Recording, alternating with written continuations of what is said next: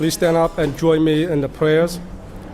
Dear God, today as the session opens, we pray that your presence will be before us and everyone who serves in the decision-making process of our city. We pray for direction which will lead our city to be strong and unified. May we continue the legacy of our founders. May we be granted this day the wisdom to make decisions which will be for the good of our city. We also pray for your special blessing on all those who are working to transform our city and make it a better place to live and work. Amen. Please join me in salute to the flag. I pledge allegiance to the flag of the United States of America and to the republic for which it stands, one nation, under God, indivisible, with liberty and justice for all.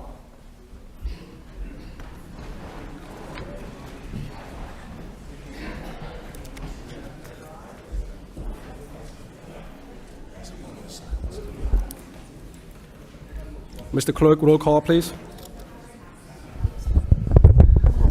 Councilor Scott. Here. Councilor Yem. Here. Mayor Chow. Here. Councilor Drinkwater. Here. Councilor Getchia. Here. Councilor Janess. Here. Councilor Leahy. Here. Councilor Mercier. Here. Councilor Noon. Here. Councilor Robinson. Councilor Rourke. Here. 10 present. Any memorials or moment of silence tonight? Councilor Mercier. Thank you, Mr. Mayor.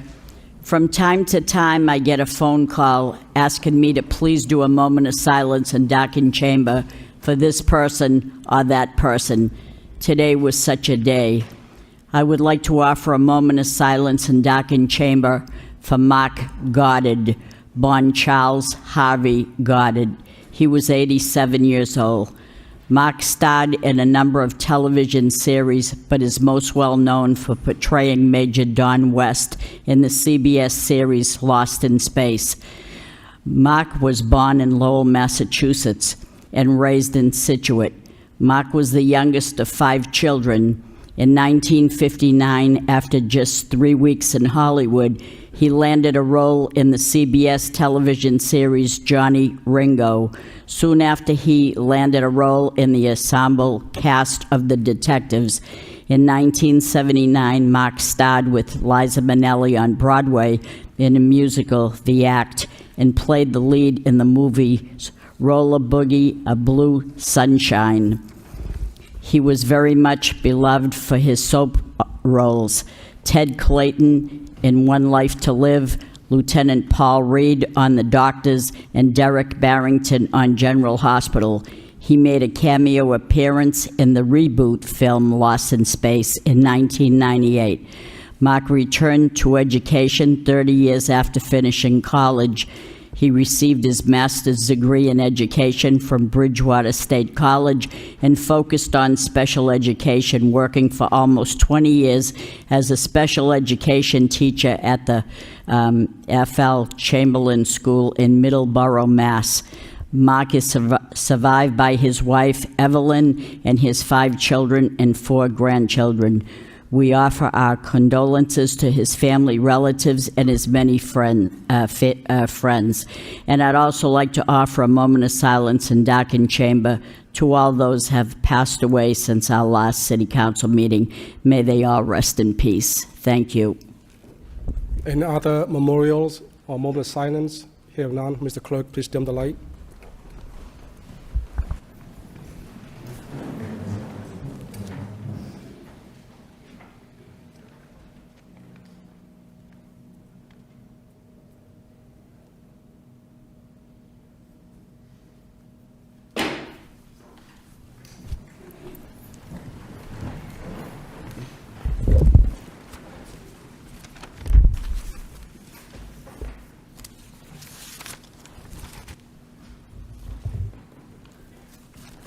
Good evening, everyone. Looks like we have a full house in the chamber tonight.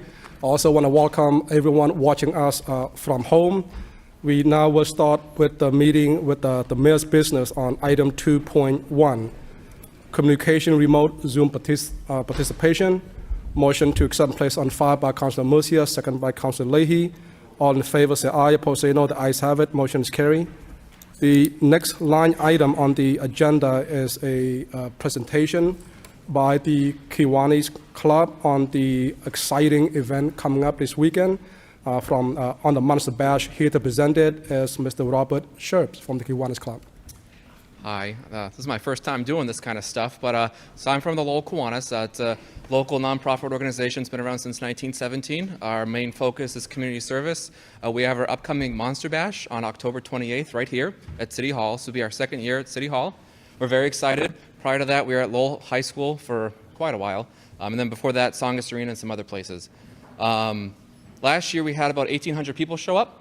We hand out candy, we do a trick-or-treat, and then a bunch of businesses in downtown Market Street, Merrimack Street, they all do trick-or-treating for the kids. We're very excited to be here once again. If you guys are around next Saturday, the 28th, you're welcome to come by. Mayor was there last year. He handed out some candy, he had his little crown on. It was very exciting. If you guys also have some crowns, you're also welcome to wear them and bring them. And I think that's all I have. I only have 3 minutes, so I guess any questions or comments? It was a great event last year. I think I had more fun than the kids, and there were literally close to 1,000, maybe more families, kids, children that came by. So I'd encourage everyone to come. If no other comments or questions by any of the council members, motion to accept and place on file by Councilor Rook, second by Councilor Scott.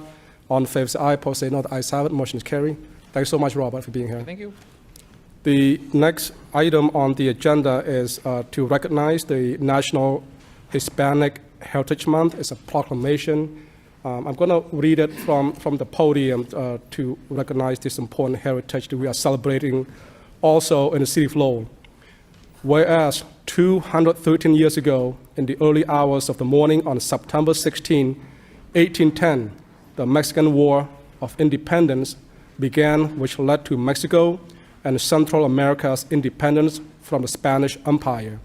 Today, the United States of America celebrates Hispanic Heritage Month beginning on September 15th to commemorate this independence and to celebrate the contributions of Hispanic Americans to the culture of our nation.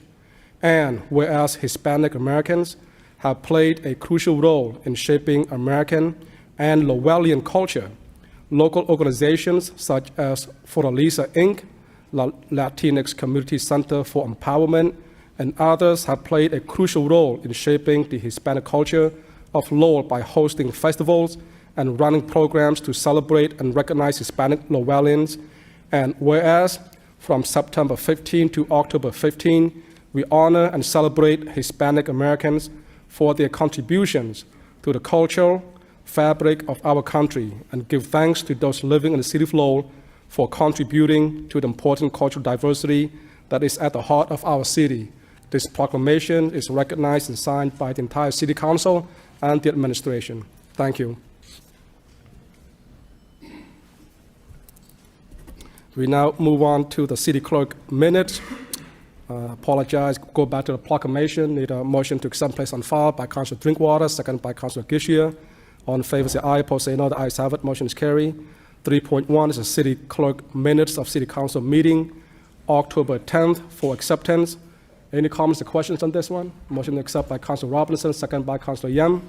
All in favor say aye, opposed say no. The ayes have it. Motion is carried. Next on the item is the general public hearing. This is to come on at 7 o'clock.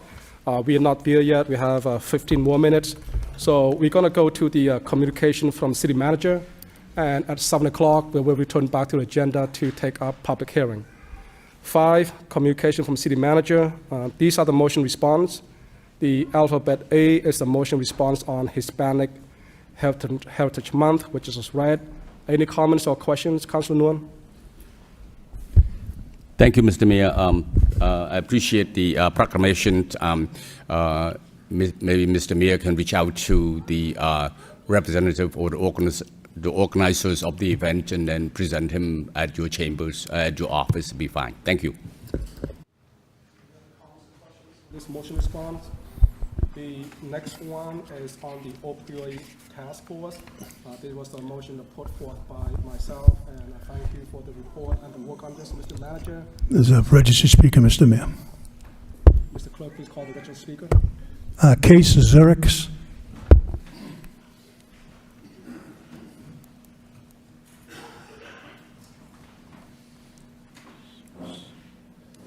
Hi. Thank you for hearing me. I am excited to see that there is a pursuit of hiring someone in the health department as a substance abuse coordinator to get the task force back up and running. But I have a lot of questions about what's happening with the opioid remediation funds thus far, because I know the payments started coming in July, and that there are definitely certain stakeholders that are meant to be having a voice in how those funds are being used. And in the absence of a task force, I just want to know where the money is, where it's going, who's making those decisions. Mr. Manager, through Mr. Manager to Mr. CFO. Thank you, Mr. Mayor. So to respond to the residents' questions, the first tranche of funding from the opioid settlement was received this fiscal year. At the end of the last, or within the last fiscal year, the council made an appropriation from free cash. There is somewhat of an esoteric issue where the legislature did not amend the statute providing for communities to earmark funds in special revenue funds. It's something that municipalities have been advocating for, but it's a change that needs to happen at the state level. We just recently submitted a required report to the state about the opioid revenue, and until such a time that the state amends the statute and gives us authority to reserve those funds separately, we'll have to account for it the same way that we do all general fund receipts. And so once free cash is certified, we'll present the council with an appropriation, likely to the fire department or to the police department. What was used last year was to purchase Narcan and other emergency medical supplies, but certainly the administration will be open to feedback from residents as well as from the opioid task force as to the best use of these funds. So is there a reason for the delay in developing the task force? Mr. Manager? Thank you very much, Mr. Mayor, through to the council. That is something we have been working on, obviously, with the task force itself.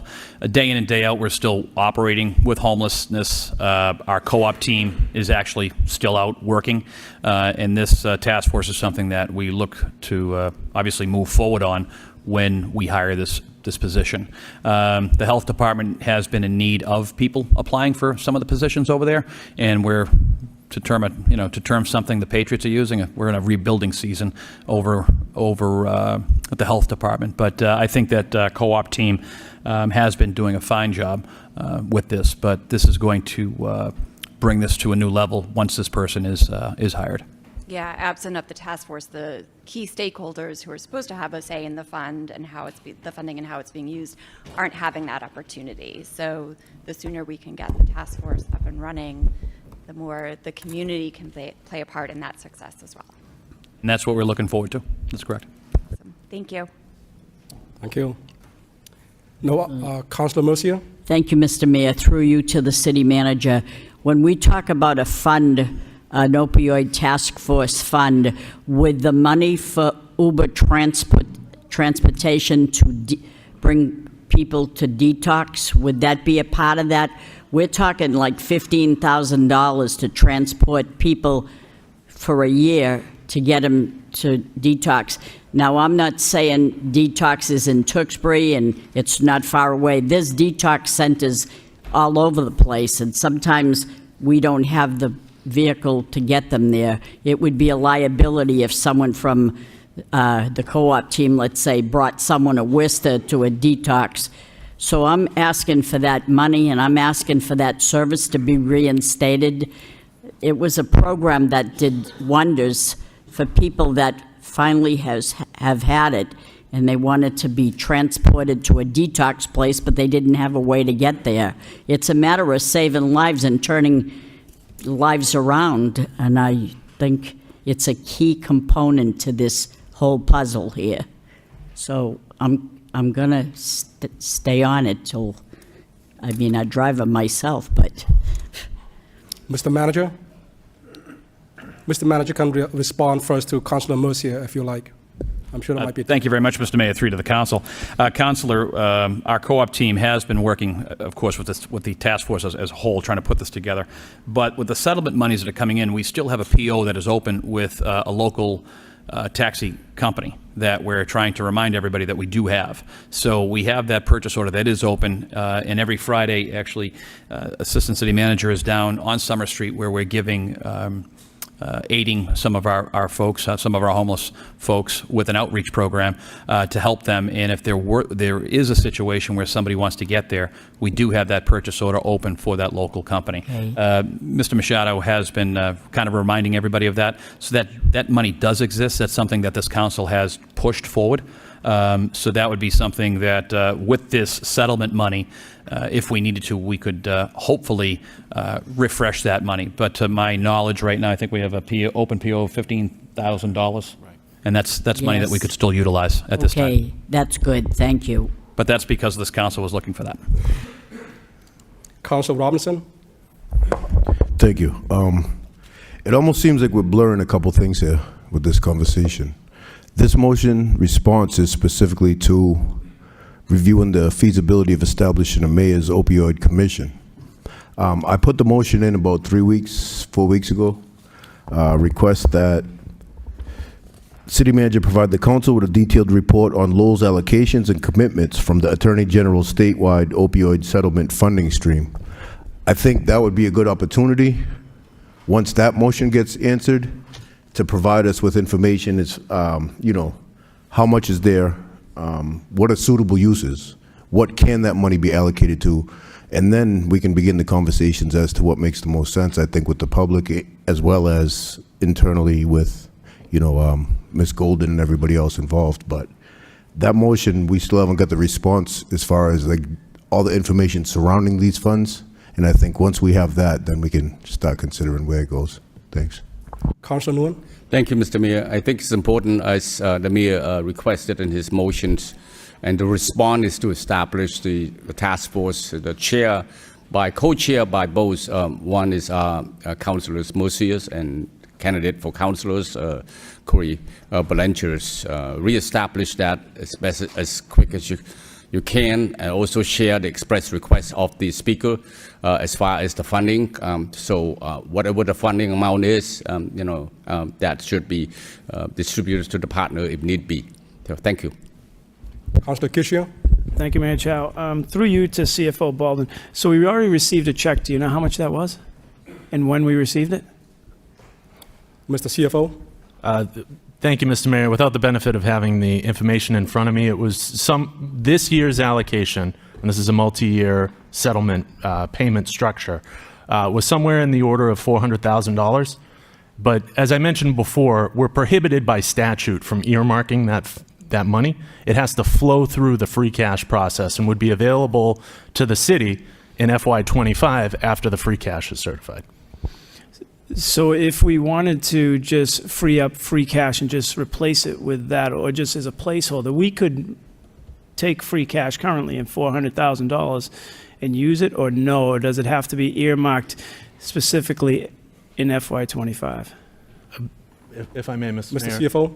In essence, that's what the council did this past year. We essentially fronted the money with free cash to provide funding for the fire department for Narcan, with the anticipation of the money coming in, which it did in FY24. So you're exactly right, and we can do that again this year. However, pursuant to the statute, on June 30th, the free cash closes and is no longer available until the next certification. So once that amount is certified for, as of FY24, 7/1/2023, there would be an opportunity again for the council to make another appropriation for like expenses. Do we know when that certification will be roughly? I know we're not far off from what I was told, but. I do know that the auditor is preparing the balance sheet, and as soon as it is approved by the Department of Revenue. However, at this time of year, the Department of Revenue turns their attention to setting tax rates. So sometimes we're at the mercy of the Bureau of Accounts, the Department of Revenue. But I do expect it sometime in the next several months, if not before the end of the calendar year. Thank you. Any other comments or questions on this motion response? Did I see somebody's hands up I just missed? No? We do still have a few more minutes before 7 o'clock. The next motion response is on Tanner Street by Councillor Scott. Any comments or questions, Councillor? Thank you, Mr. Mayor. I just look forward to seeing the new market study that's going to come out at the end of 2023. I've been asked quite a few times whether or not the realignment is still on the table, whether or not eminent domain is on the table. So I'm able to at least respond right now that we are waiting for a report back on the best use of the properties. Thank you. Councillor Yam. Thank you, Mr. Mayor. Here's a question to Ms. Giovanni regarding Tanner Street. I'm wondering if Tanner Street can be included in the MBTA zoning because it's about a bit over half-mile radius of the transportation. So this way will allow more development in that area. Thank you. Through the city manager to the director of DPD. Any comments? Currently, the Tanner Street area is not included in the MBTA zoning. There is a large parcel of land area in that district that's zoned industrial and not residential and wouldn't be pertinent to the MBTA overlay conversation. That being said, the boundary we have is something that we've created and are trying to move forward on. But, you know, depending on the success of that overlay district is certainly something that we can discuss changing the boundary at some point later on. But Tanner Street specifically, just given the amount of industrial space that's in that area, was not initially identified as something that we should include initially. If I may just follow up quickly, I understand that there's some issues, the contamination and all that in that area, and that's going to require a lot of funding to do. But if I'm not sure with the inclusion into the MBTA zoning, it may open up for some sort of funding to take care of that. Thank you, Mr. Mayor. Mr. Manager? Through Mr. Manager to the Director of DPD again. Thank you. There are a number of environmental remediation needs in the Tanner Street area, including an existing Superfund site that has been in the process of being cleaned up for a number of years. Given that the district is actually already qualified for a number of remediation and cleanup funds, which we have aggressively pursued in the past, and we will continue to do so. The transition from industrial uses to residential is a very the cleanup necessary for that is pretty extreme. But again, we are happy to continue looking into that, but we have been and will continue to pursue cleanup funds for a variety of needs in the Tanner Street area. Thank you. No other comments or questions on this motion response. The last motion response we're going to take up before 7 o'clock is motion response to my motion to investigate, basically to have more lighting in Cambodia Town, and thank you to the manager's office. We're working on it to get more lighting to make that place more alive and vibrant and safe for everyone. Any other comments or questions on this motion response? Mayor. Councillor Yam? A quick question on that lighting at the Cambodia Town. This past Saturday, I attended the night market, and we had conversation with a number of people regarding the lightings in that park. I understand in the motion response saying that, Middlesex Street, it come down to that, the fork, go to the right-hand side where Middlesex Street and the park is. That's the area where it's really dark, and all the trees have these low-hanging branches, and the people will comment that if we can trim the branches so that the lighting can be better. It's not at the fork, but this is where a bit further where the park is. So that's where the lighting needed, and this motion response just talked about the fork, coming down Middlesex Street from the new courthouse at the fork with Branch and Middlesex Street. Thank you. Through Mr. Manager to the Director of DPW, Mr. Paul Sengsia. Thank you. Good evening, everyone. I'm happy to have the tree crew go out there, Councillor, and take a look at that and see what we can do about crowning those trees up to provide more light into the park. That's not an issue at all. Okay. Thank Any you. other comments or questions on this motion response? Hearing none, we are approaching the 7 o'clock, and we are going to take up the general public hearing schedule for tonight. I'm going to read it. I'm going to open the floor to anybody who wish to speak. 4.1 is the ordinance to amend zoning accessory dwelling units. This portion is now open to all those who are in favor. We are open to all those in favor. Please state your name and your address. Okay. Also, before you start, there is a pad, and this is for everyone too. If you would like to speak, there's a pad at the podium. Please write down your name and your address on the pad so the clerk could have that for a record.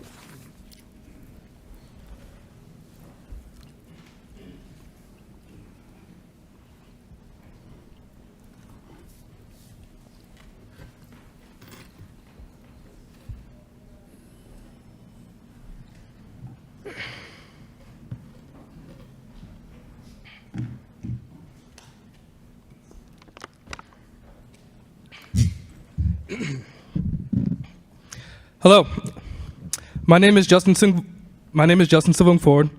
I live at 69 Hastings Street, and I'd like to speak on this. So hello, Mr. Manager, Mr. Mayor, members of City Council, and residents.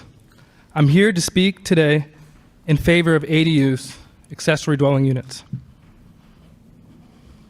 As a City Council candidate running for District 6, and as a resident of the Highlands, I think it's important that I state my position on ADUs very clearly and very directly. I support ADUs because we have a housing and a homelessness crisis in this nation and in this city that we need solutions for. ADUs will not solve that problem, but it is one of the many avenues we can use to alleviate the problem. And if we use multiple approaches to housing, we have a real opportunity to make a positive change in housing and deliver a good quality of life to our residents. I'm sure we all know what ADUs are, but in case not, ADUs are small rental units that can be added to existing properties and ease housing shortages, such as an apartment over the garage, a basement apartment, or a standalone house in the backyard. Over the past 6 months, the City Council body has been listening to the residents and offering amendments to the ADU ordinance, and I'm appreciative of that effort. However, after countless months of discussing this, we need to come to a consensus, and that consensus needs to be ADUs by right. To those saying allowing ADUs throughout Lowell is deaf to single-family zoning, that's just not true. Currently as written, ADUs are heavily restrictive. Additionally, only 5 ADUs to a district will be approved in the first year. That would make 40 citywide.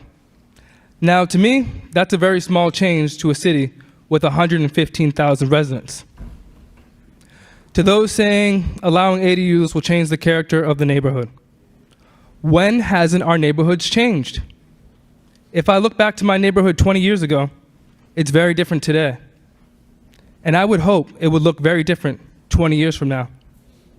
With the population increasing globally every year and the expansion of UMass Lowell, it is expected that our city population will increase, and we must be ready to meet the demand and welcome growth.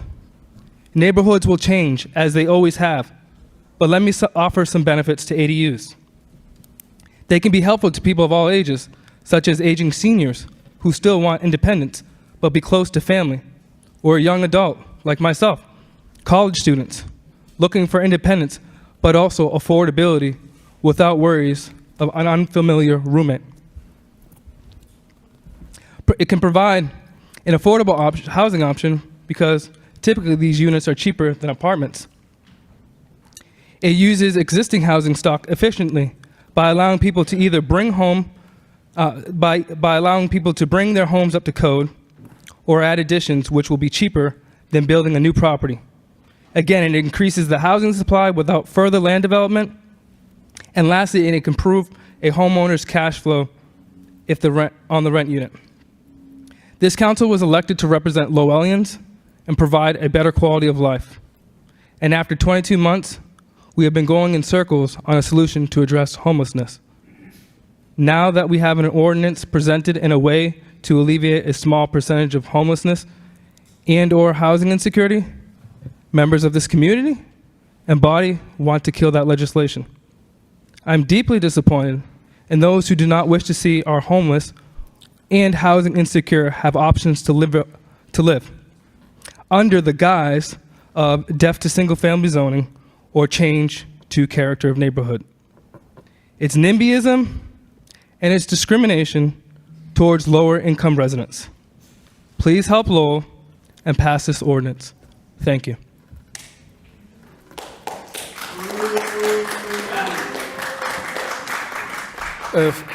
Before you start speaking, the next one, I just want to remind that if you come to speak, please keep it under 5 minutes. I also ask members in the chamber to be respectful to one another. Thank you. Good evening. Thank you to the City Council and the Mayor for holding this hearing on this ordinance. I'll be brief because the facts haven't changed since the many meetings we've had before this, that we're in a housing crisis. We need more housing that addresses the needs of our families, and this ADU ordinance is a small but meaningful step and should be part of a broader set of reforms to address these issues. Each day we delay common sense reforms, like this ordinance, is another day which our housing crisis grows worse, with families, seniors struggling to find a place that they can afford to call home. And I've been to a few meetings about this, and I want to address one concerning thing I heard about changing character of neighborhoods.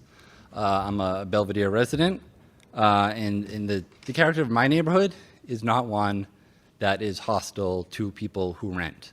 Renters make up the majority of this city, our neighbors, our community, and I've heard a lot of stereotypes about renters.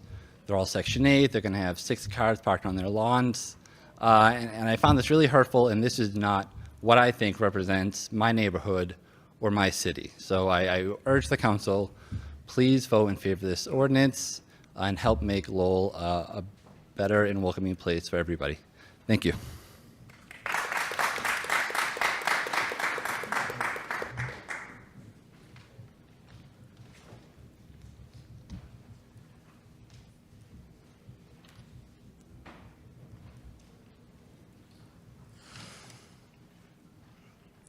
Good evening, everyone.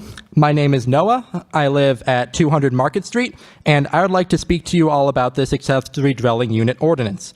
On Saturday, I attended a community meeting organized and headlined by the opposition to this ordinance and listened to what they had to say. Everyone who spoke acknowledged that this country is in the middle of a housing crisis. According to Freddie Mac, the U.S. has a deficit of 3.8 million housing units, and according to Up for Growth, Massachusetts is 108,000 units short of meeting demand. If we do nothing, these shortages will only grow, and we have 2 choices for how to build new housing to meet this demand. Go off and pave over some wetlands and chop down some forests to build new low-density suburbs, as we have been doing for the past several decades, or densify the areas we have already occupied. In Lowell, we can only do the latter. Before I continue, I just want to say that density is not a bad thing at all.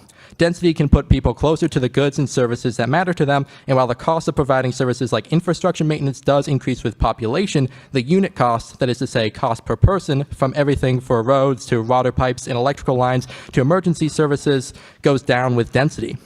Dense communities can be efficient, vibrant, lively, and inviting to people in the ways that low-density places cannot. It is not a coincidence that some of the most beautiful and desirable cities in the world have consistent high or middle density. After acknowledging that this country is in the middle of a housing crisis due to not building enough housing, most people at the community members said that the solution cannot involve densifying any of the areas in which they live. They understand that we need to build housing, just not in their backyard. The essential position for people in holding this attitude, also known as NIMBYs, is that density confers societal and global benefits, but incurs only local costs, and that those local costs should be borne by people who are, to put it simply, not them. 75% of all residential land in America has exclusionary single-family zoning, and if we're going to do anything about the housing crisis or the climate crisis, we need to densify some of those areas. For all of human history, neighborhoods have changed as people's needs and desires and the context in which those neighborhoods exist changed, and I don't think it's unfair to allow these extremely low-density neighborhoods to be slightly less extremely low density. Our city should not be frozen in time to some 1960s vision of American suburbia, never to change until the end of time. The real problem with the position of NIMBYs isn't just that I disagree with them on the merits, it's that, well, then where should we build houses then? You find NIMBYs literally everywhere, and the only way to make them all happy is to never change any neighborhoods by building new housing anywhere, which is hardly a solution to the widespread housing shortage. There's a large bystander effect at play here. Building housing is a diffuse responsibility that falls on no one particular set of shoulders to fix. If other communities aren't densifying, then why should we? It's a common sentiment expressed in literally every community. It's a circular argument with no beginning and no end. The fact is that we are supposed to be a city, and we need to stop worrying about whether the suburbs around us are building enough housing and just set an example for them by building our fair share of housing wherever we can. Additionally, despite what the hyperbolic response from NIMBYs may tell you, this is an incredibly modest, incremental reform that seeks to modestly densify the least dense areas in Lowell, suburban single-family areas. It allows for some more housing to be built without the subdivision of lots, allowing for taller buildings or larger floor area ratios. It maintains parking mandates and the look and feel of existing structures in streets. In fact, you can already build an accessory dwelling unit for family members, and you can already rent out space to up to 2 people in single-family homes in all neighborhoods in Lowell. This just makes the option more accessible to people who do not want to share so much common space with their tenants. I also do think that the by right provision is important. I'm concerned that if you need a special variance from the Zoning Board of Appeals or Planning Board to build any accessory dwelling unit, then people will deny the applications on the grounds that they don't like accessory dwelling units or that the people who live near the specific property don't like ADUs. It is difficult for me to imagine a situation where someone is able to meet all of the rules and regulations laid out by the ordinance, but should not be able to build the unit due to unique circumstances surrounding it. ADUs should act just like single-family homes. If you meet all the requirements and fill out all the paperwork, then you can build it. If you can't meet the requirements... What? Is it 5 minutes? What was that? Could I ask member in the chamber please to be respectful? I will make that call. Thank you. And I will take every public outcry as an accumulation of the previous one. So this being the second one, the third one that heckle out, I will ask them to be removed from the chamber. Thank you. May I continue? That's it. You may finish in 30 seconds. Okay. If you meet all the requirements and fill out all the paperwork, then you can build it. If you can't meet the requirements, you can apply for a variance. Sounds reasonable to me. Thank you for your time. I do have much more to say on the topic of land use policy, and I'm happy to discuss this with anyone anytime, especially city council members. Thank you.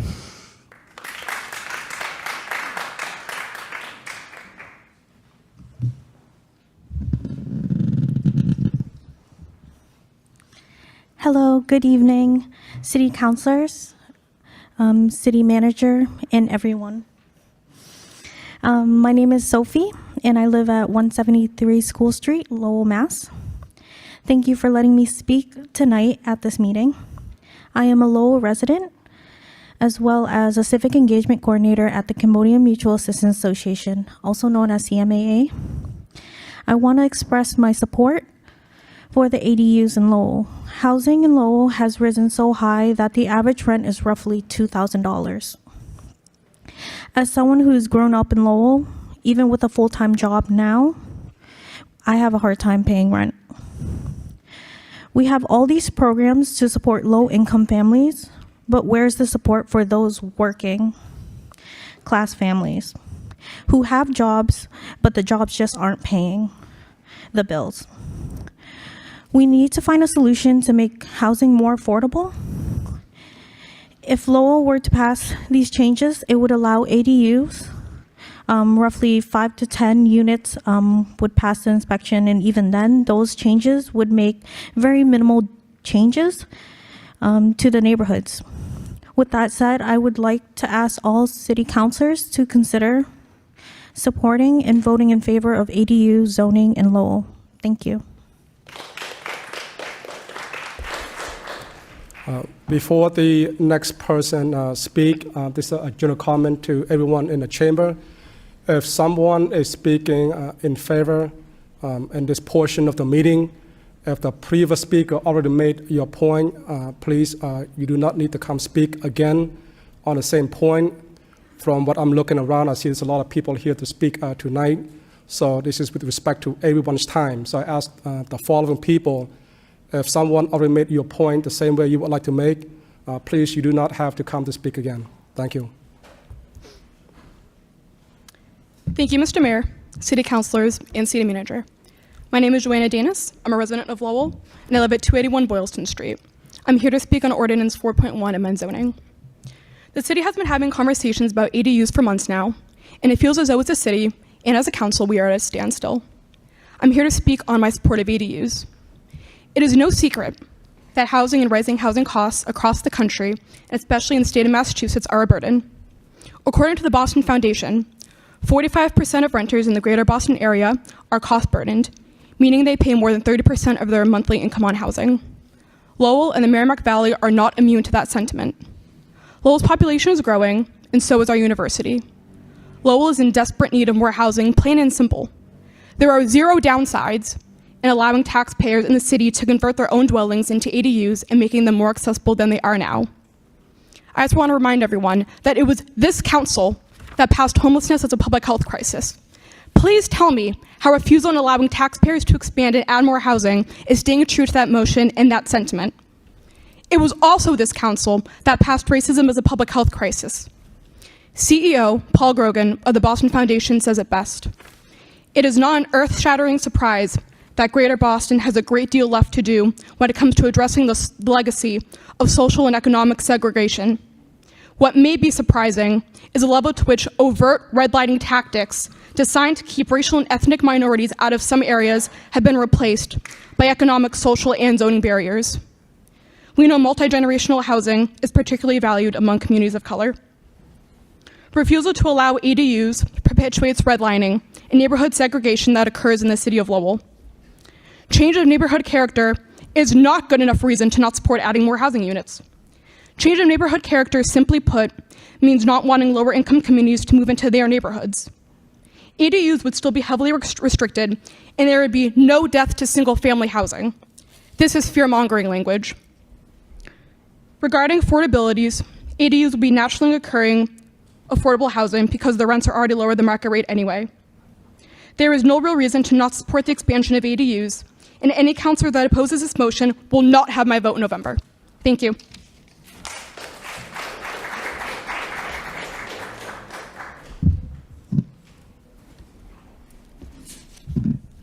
Good evening. My name is Yoon Joo Choi, and I'm the Executive Director of Coalition for a Better Acre, and I'm also a resident of Lowell. Coalition for a Better Acre is a community development corporation, and we have been developing affordable housing for the past 40 years. We all who are here today agree that lack of quality and affordable housing is one of the biggest issues we're facing in this country and in the city of Lowell. ADU is one of many strategies to create more affordable housing. This is not the only way, but it's part of a solution. According to Lowell Forward, City of Lowell needs to build 2,500 more units of housing to keep up with the population growth and units that are being disposed. If we keep saying no to any of the solutions that come about, how are we going to create 2,500 more units by 2030? That's only 7 years from now.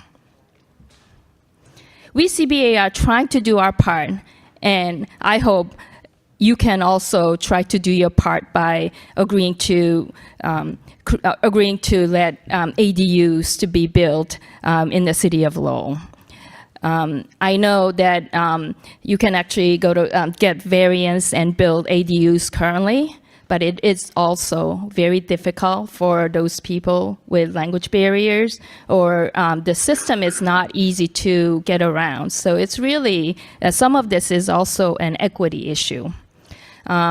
Recently, this council passed TOD, which is Transit-Oriented District.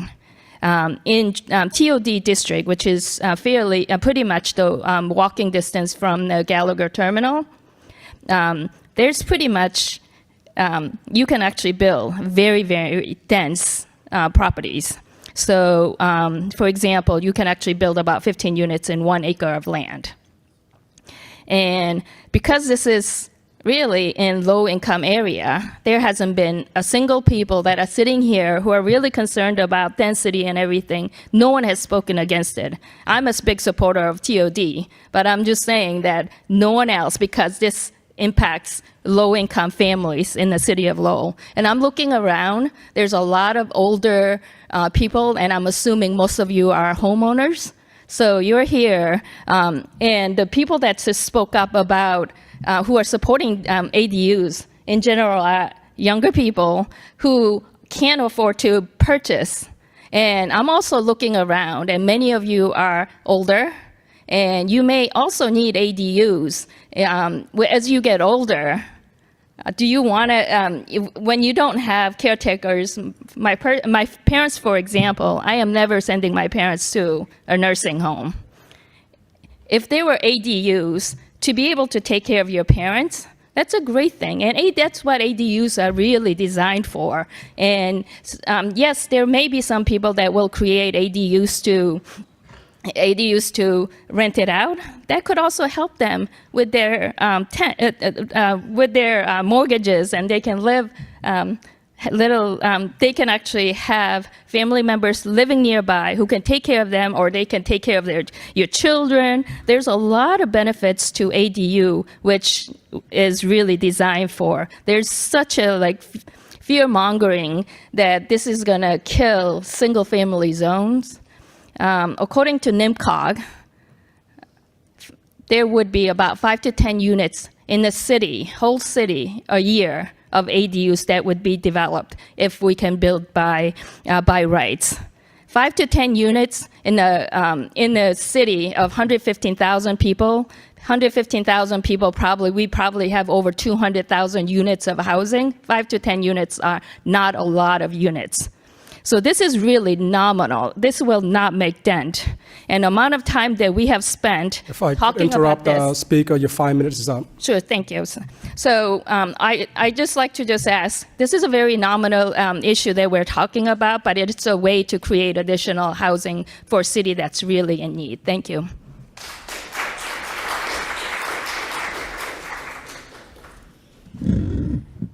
Good evening. My name is Sidney Liang. I live on 23 Phillip Street in the Acre neighborhood. I'm here to speak in support of the ADU, in short. I live in Lowell and have been a community organizer and advocate for over 30 years. I've seen neighborhood change and resident change as well. I've seen homelessness, and I've devoted a fair share of my time to help with the housing crisis in our city. I've seen the separation of family as the house gets too small and the family get too large. Most of the time when we talk about affordable housing, we mean dealing with investor, architect, and a lot more expensive parties. With ADUs, instead of just you, city councilor, the city manager's team, I ask that CBOs, nonprofit organization, especially, I ask you to give residents the opportunity to help with the housing crisis as well by voting yes in support of this amendment.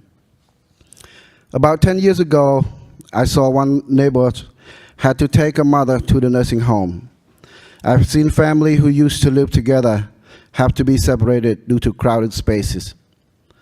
As you know, elder care is expensive, but ADU is a great way to keep older relatives close by and ensure they receive the best care possible.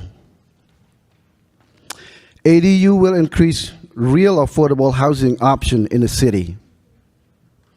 With the skyrocketing of home prices, this is one of the best options. ADU is not the solution to the unhoused or the housing crisis, but it is a tiny fraction of a solution to help solve the problem.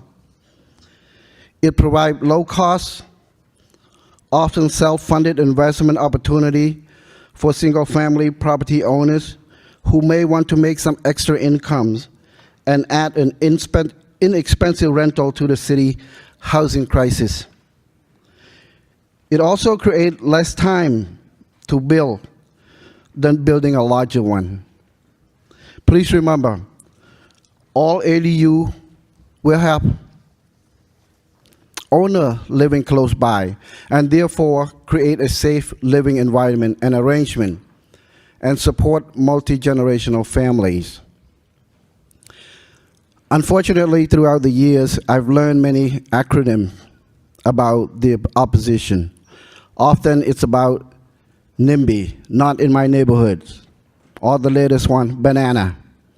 Build absolutely nothing anywhere near anything. Or it will change the characteristic of the neighborhood. I won't allow it. I think I will hear that tonight as well. I came from Cambodia, a country and a culture of people living together as one big family. Even after you get married, you'll go live with your in-law, at least for a while. Support the ADU is not the death of the single-family zone, but a rise to the nuclear families instead. living where family living together, value their custom, tradition, and where young and old cherish and live together under one roof. Thank you.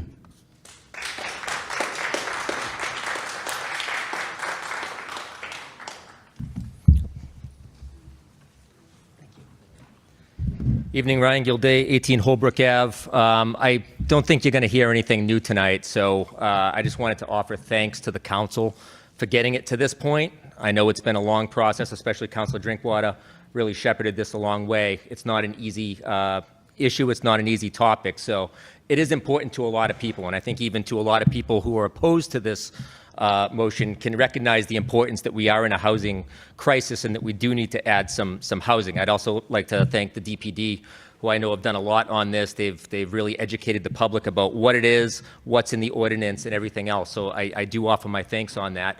I maybe believe half of what I read on Inside Lowell, but it sounds like this thing might be in trouble. So if it does go down tonight, just know that all we've done is we've maintained the status quo. And that's a status quo that is not working. So I have an ask that if this fails tonight, and I'm sure there's going to be loud applause and cheers if it does, that we continue the conversation, because we're all going to wake up tomorrow and we're still going to have a housing crisis. And if nothing else comes out of this, and all it is just to maintain the status quo, then we've done ourselves a real disservice, and we've wasted a lot of time in these chambers over the past 2 years. So I wish everyone the best of luck on the decision tonight, and that's all. Thank you very much.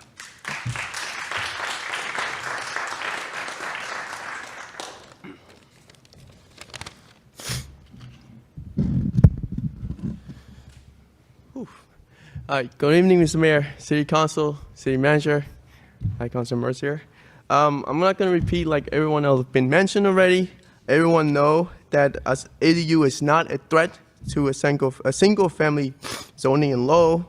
Everyone mentioned, and I agree, that ADU is one of the small steps with many other solutions along the way that can help the housing crisis, the housing shortage, the homelessness that we have here in our city of Lowell, and also we witness around the country as well. And one main point I want to mention is that the council make many changes to the ordinance to satisfy the certain of those who oppose ADU. The most important change is limit the number of the unit that it built only 5 per year in our city, per district.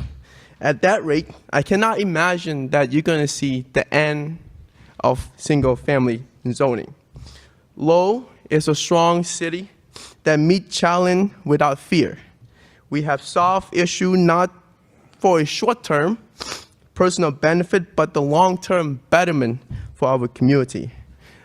The vote tonight, like the gentleman speak before me, it might go the other way as what we seen or heard on Inside Lowell or the Lowell Sun, but I hope that the council reconsider and vote yes on this amendment. Thank you.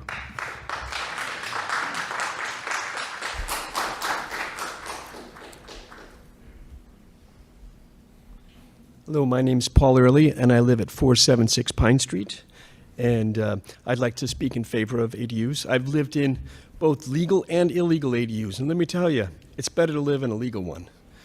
I lived in San Francisco in an illegal one. It was not pleasant. So, and I met my wife in a legal one. I think they're a wonderful benefit for the city, and I think we have, as everyone's pointed out, obviously there's housing problems, and maybe it's not going to pass tonight, but I think it's important that we do pass it. So I want to thank you for your time and effort, and everyone that's put a lot of effort into it. Thank you very much for city councilors and the DPD people. Thank you.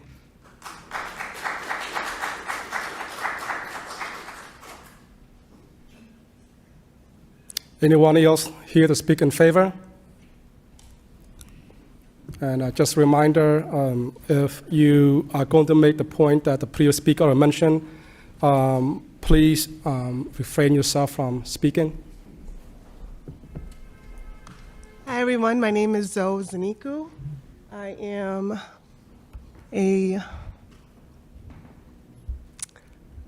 am just like you guys, right? We're just here trying to resolve or solve an issue. I live at 129 3rd Street in Lowell, Massachusetts, in the Centerville area. We have been talking about housing for how long now? We have different ways in which we are tackling this issue. One of these ways is brought up at this point, an accessory dwelling unit. I do not understand what the issue is. It is only a different solution to a problem that we cannot resolve by ourselves. It's absolutely one way to help with this housing crisis. I've sat in the back and I've sat on the sidelines listening to this for the last few months now, and I cannot believe where we are at this time. You guys, we have people sleeping outside. We have parents, I don't know about you, but my mom's getting older, who we have to care for. We have bills to pay, and those of us that have properties and own properties and do not want to get into further debt, this is also a way out. This is not going to change our neighborhoods. All it's going to do is, I believe, enhance it and also allow for another way in which we can solve housing. Please take the time to remove yourself from the combat and just think about a way in which we can affect change personally. And so I just felt compelled to come here tonight and speak, which I normally don't. But please reconsider taking a real vote for accessory dwelling units as a way in which we can solve, in our little way, this housing crisis. Thank you.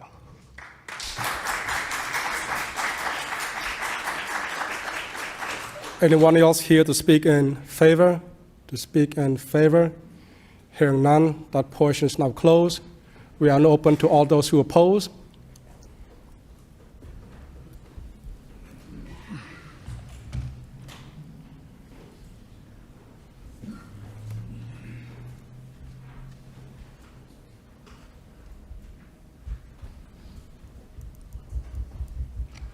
Good evening, Mr. Mayor, members of the council. My name is Brian Barry. I live at 85 Clark Road in Lowell. I've lived in Lowell for 71 years.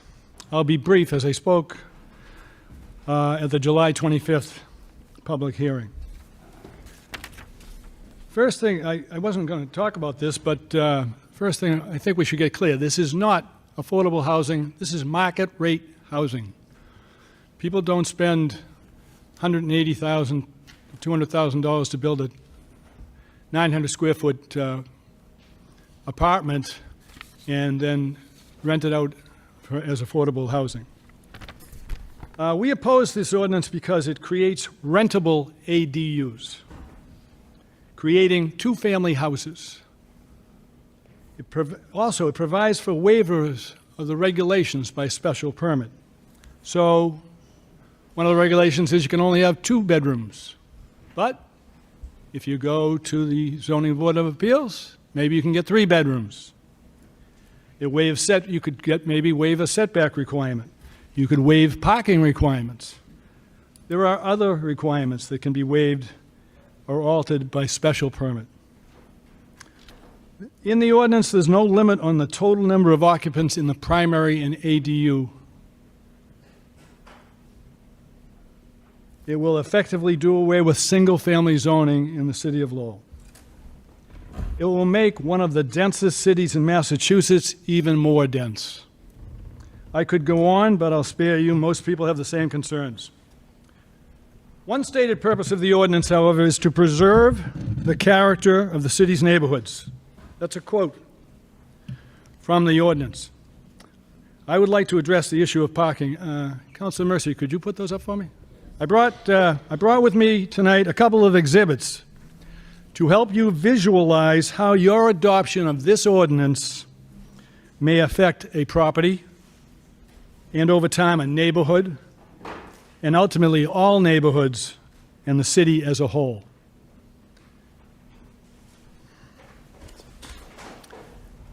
These are two houses within 1 block of each other. The photo of the tan house to the right shows you a single family in Lowell. As you can see, it is maintained with a landscaped front yard, a 2-car garage, and a driveway on a corner lot. The gray house is 1 block away, also on a corner lot. It has been renovated under the present zoning laws in Lowell to provide for a shared family living space, usually referred to as an in-law apartment, commonly referred to now as an ADU. That's under your present zoning that's been done. The owner met all of the requirements. That house now has 2 kitchens, 6 bedrooms, 4 baths. It had 2 parking spaces in the rear driveway on the side street before the expansion, and now it has an additional 4 parking spaces in the front yard, and that's what I really wanted you to see. So half of the old front yard is now parking covered with stone. Imagine a couple of these on the street or in the neighborhood. Does this meet the ordinance's stated purpose to preserve the character of the city's neighborhoods? I don't think so. I want to thank all citizens who came out to our informational meeting on Saturday and those who signed the petition, which I want to submit for the record now. Mr. Mayor, if I could. The petition reads as follows. We, the undersigned residents of Lowell, petition the City Council to vote no on the proposed accessory dwelling use ordinance, which allows for rentable ADUs and which does not include review by the Planning Board. We favor ADUs restricted to family and extended family occupancy only and appropriate review by the Planning Board. We request that you return the proposed ordinance to the Planning Department for review and redrafting of the ordinance with public input this time.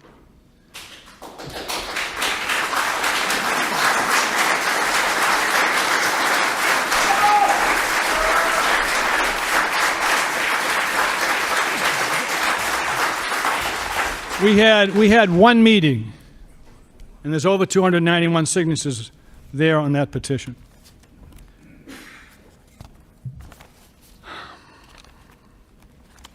Well, thank you all who are attending tonight. This restores my faith in democracy.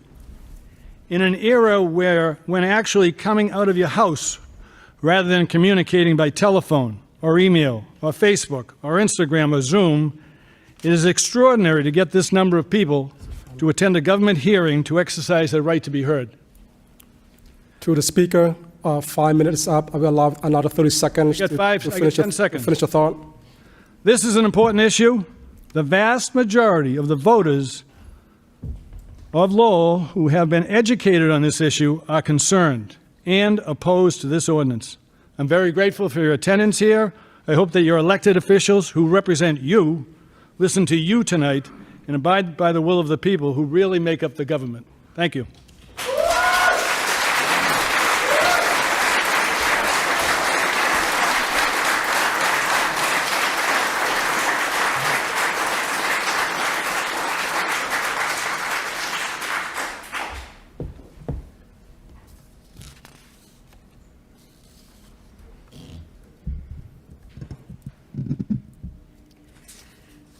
Good evening. Knowing that most of us would present the same arguments in opposition to the current ADU ordinance as it's written, and in an effort to respect the time of the residents and the time of the council, I've been asked to speak on behalf of many of the residents who oppose this ordinance as written. We are here again tonight because we are well aware of the amendments the council has made to the original version of this ordinance. Unfortunately, these amendments fail to recognize our main concerns. Number one, all ADUs, attached or detached, should require a special permit. Number two, these units should be for immediate family only, not as public rental properties. It should be noted that if a homeowner does not comply with the conditions portion of the ordinance, they can apply for a special permit and thus potentially bypass these added restrictions. These amendments appear to be an attempt to placate citizens by the number of amendments and not by the level of importance.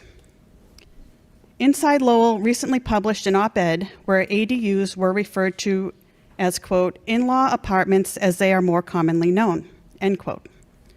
If this is true, then this ordinance is redundant and unnecessary. In the city of Lowell, you can legally have a second kitchen in a separate living area in your house as long as it is free-flowing to the main living area.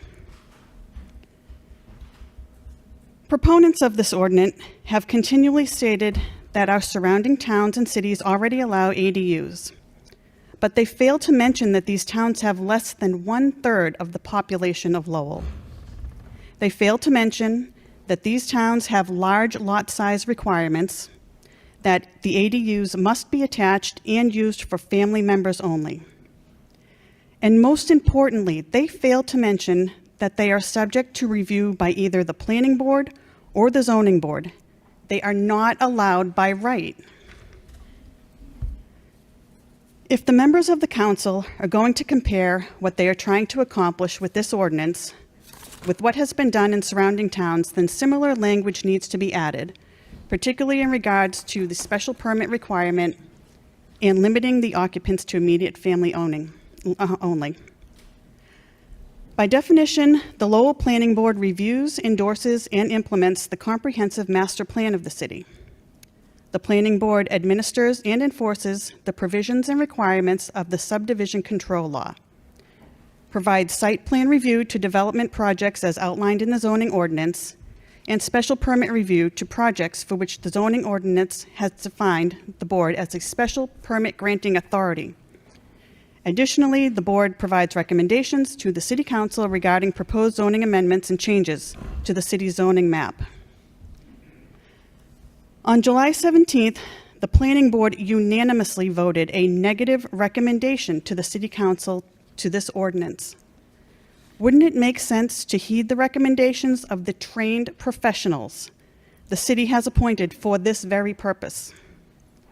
In that same Planning Board meeting, the chairman himself stated that if this ordinance passes as is, it will eradicate single-family zoning. Yet proponents of this ordinance continue to deny this. By definition, this draft allows for at least 5 out of 8, if not more, characteristics outlined by Fannie Mae that define two-family residences. Yet this is disregarded. Lowell has spent $450,000 to develop the Lowell Forward Master Plan. Wouldn't it make more sense for the council to review the report's findings before considering any zoning changes? No one is denying the housing crisis in our country. We are, however, critical of efforts to silence supporters of single-family zoning and to further overburden our city's departments and resources. In this regard, the following points should be considered. Out of 351 towns and cities in the state of Massachusetts, Lowell is the 5th largest and the 7th most dense. Lowell already exceeds the Massachusetts general law requirement for low-income housing. We have already paid for a housing study to make this type of recommendation. Our rental inspectors are already thousands of units behind on inspections of current stock of rental properties. Lowell has already publicly displayed how difficult it is to prove a person's residence, as we witnessed with the member of the school committee. This past Saturday, an informational meeting in regards to this ordinance was held, and it was absolutely amazing to learn the number of citizens who have never heard of this ordinance. And we thank the counselors who made time to attend and answer questions. At this time, we ask the members of the City Council to kindly turn to face the public. And at this time, may we now have a show of hands from those who are opposed to this ordinance as it is written. To the According to Indeed.com, to the City speaker, Council- your 5 minutes up. I'm going to allow you 30 seconds to complete your thought. City council members serve as the governing body for a specific geographic area. They create and review laws that best serve the constituents who voted them into office. One role of this city council, as identified on the lowellma.gov website, states that the city council responds to citizens and community groups seeking information or assistance. We are the citizens. We are the community groups. We are the constituents who voted you in to best serve us. We are asking you to honor this obligation to serve us. We're asking for your assistance to vote no on this ordinance, return it to the Department of Planning and Development and the Planning Board for citizen input. We all believe in our city, the city we call home. We trust our city council will hear our collective concerns and support us, the taxpayers, at this time. Thank you.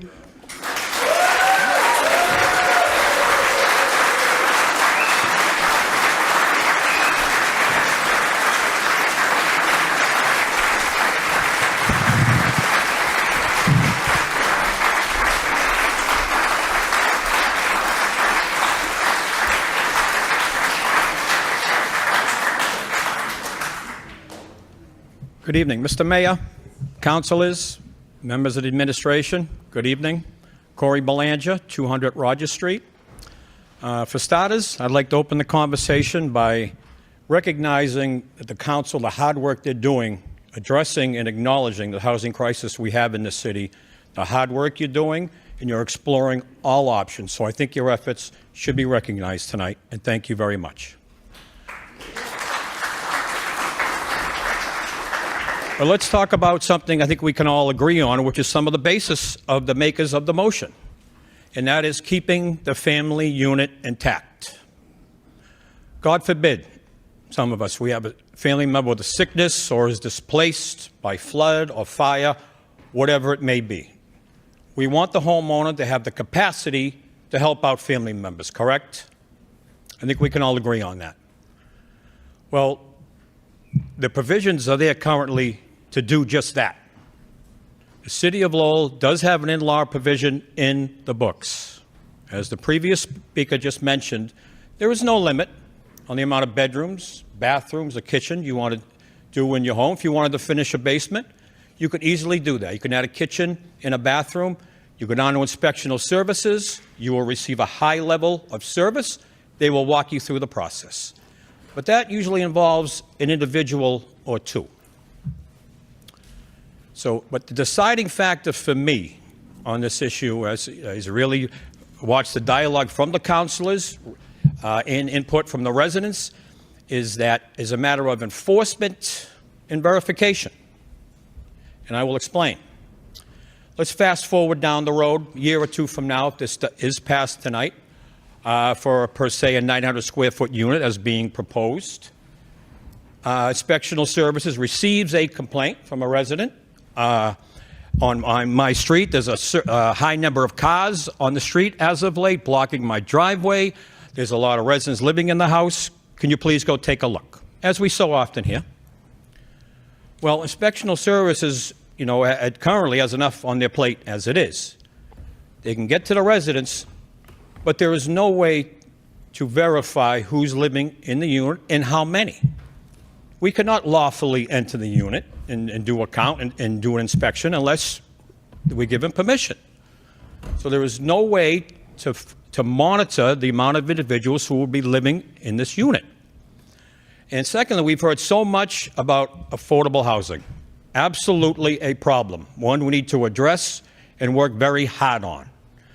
But there is no way to verify the amount that's being charged. You simply cannot. You cannot ask for documentation or any of that. The city does not have that right.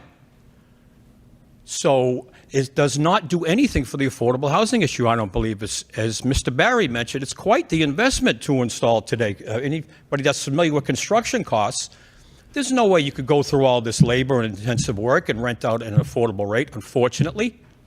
I'm not saying we're not going to work hard and come up with other solutions. Personally, I'd much rather go the route of obtaining state and federal housing subsidies. which Lowell has been very successful at, as we just broke ground on Broadway Street, the former site of the Lowell Food Bank, 50-some-odd units affordable housing, and put it in the hands of our local nonprofits, developers, where they are contractually bound to rent at an affordable price. And we can prove it. We can verify it. So I understand the concerns of the proponents of this measure. We hear you loud and clear. But I just don't think it's enforceable. It'll achieve too little and cause too much strain on inspectional services. And lastly, I think the intention of those who purchased in a single-family neighborhood had the intention of it remaining a single-family neighborhood. As I served on the Board of Appeals for 10 years and was happy to assist many families and have done that. But I just don't believe this is the way to go. So thank you, councilors and the members of the administration, for your time and your effort on this issue. But I would ask you to vote no tonight. Thank you very much.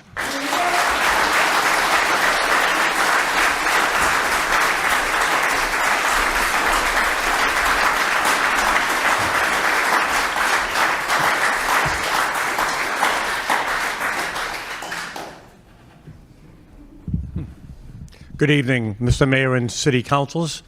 My name is William Nichols. I reside at 48 Rendell Park Drive in Lowell. This is my fourth time speaking on this issue, so I think many of you are familiar with me.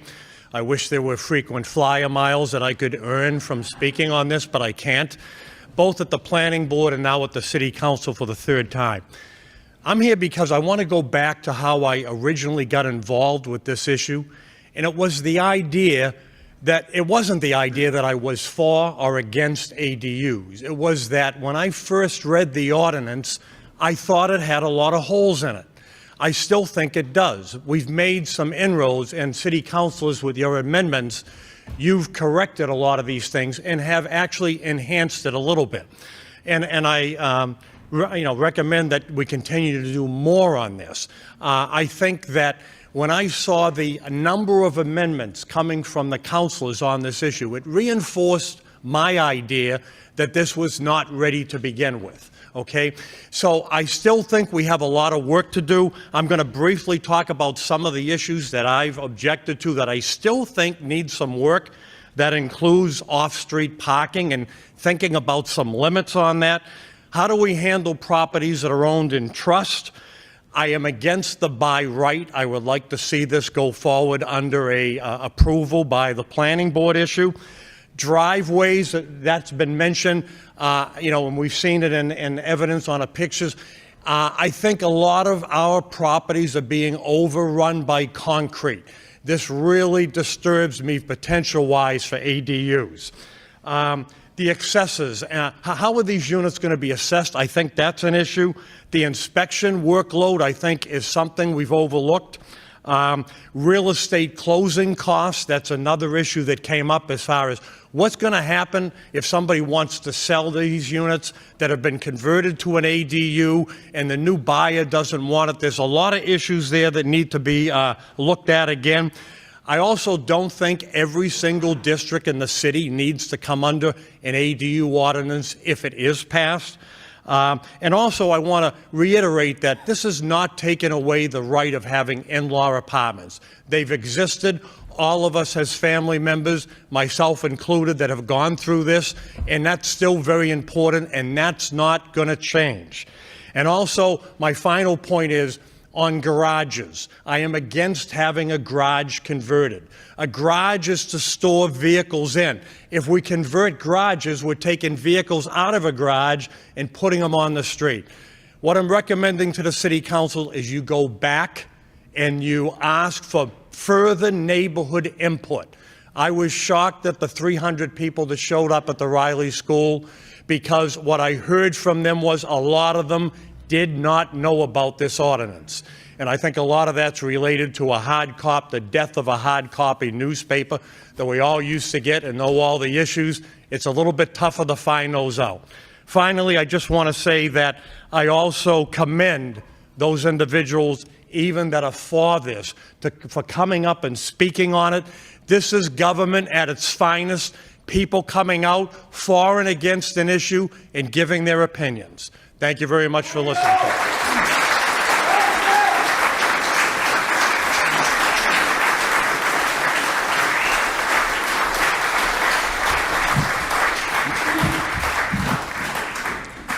Thank you, Mr. Mayor. Brian Martin, 168 Hovey Street.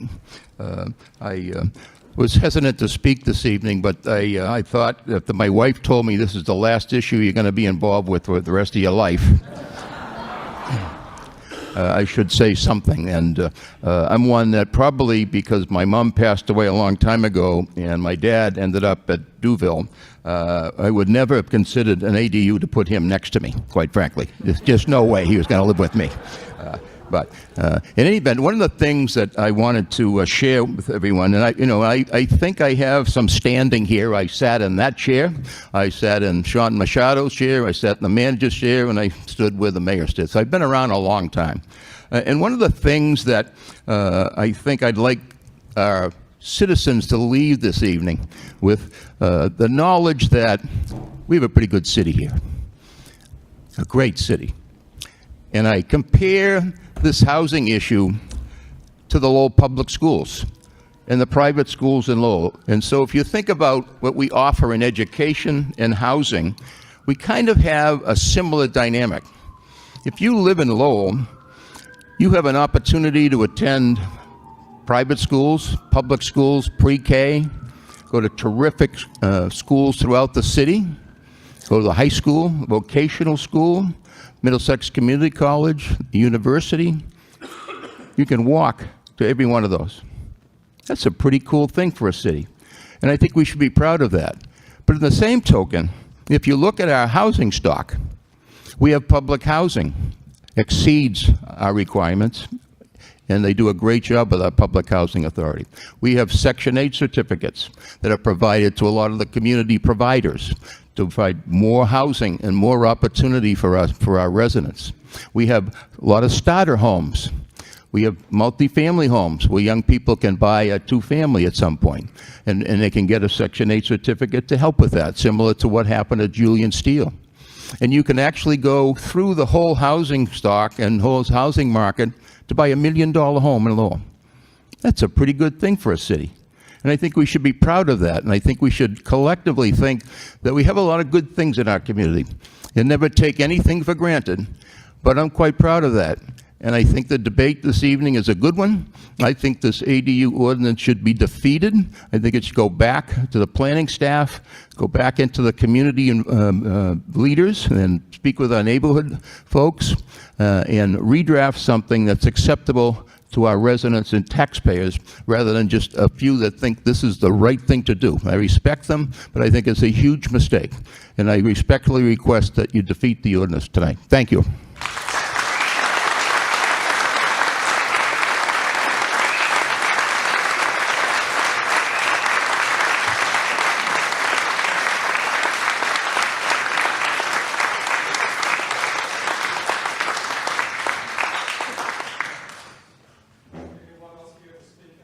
Opposition? Wow, that's high.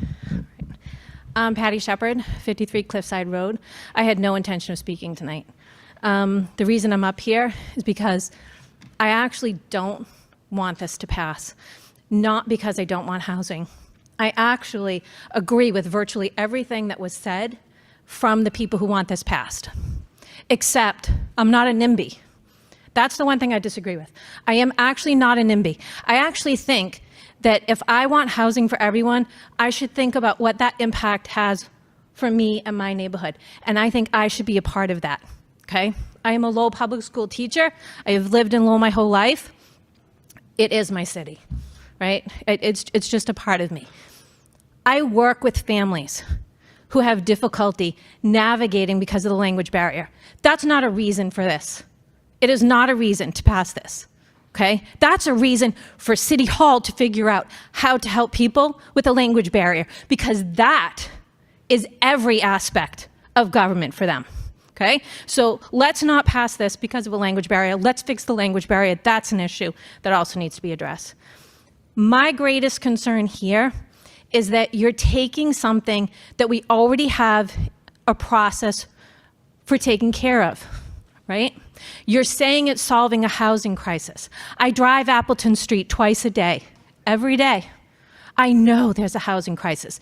There's an old man who sleeps on the corner of Appleton Street on a granite slab who reminds me of my grandfather. And yes, that bothers me. It bothers me immensely. But I can't solve that on my own. You do need to solve this. I can't say anything better than the speakers who have already spoken. But I can tell you, this needs to go back. You need to do something about housing. We need to address this concern. We do need to address the fact that there is a racial inequity even in the city of Lowell. We like to pretend there isn't. I'm a white woman. There is. I've been in the district. I've been around. There is racial inequity. So please, when I'm speaking against this, I am not speaking against anything you people have said tonight. I honestly believe each one of you. I have young adult children who can't afford housing. Okay? I know what that's like. Okay? It's way worse than when I was starting out. But the housing crisis is far beyond my capacity to fix. And it's far beyond ADUs to fix. Okay? You have a plan. You have a process. And there was someone tonight who said that if this is defeated, we basically have the status quo and we've done nothing. That is, in fact, not true. If this is defeated tonight, what you have is an awakened community. You have people who believe that what you're doing is the right thing, just not the right way. And what they're saying to you is, yes, we want our people housed. We want our people cared for. We want affordability. But this isn't it.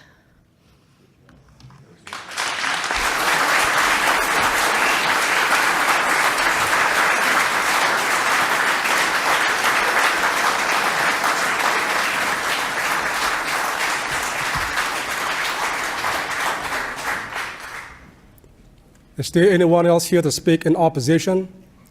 In opposition? Hearing none. One more person.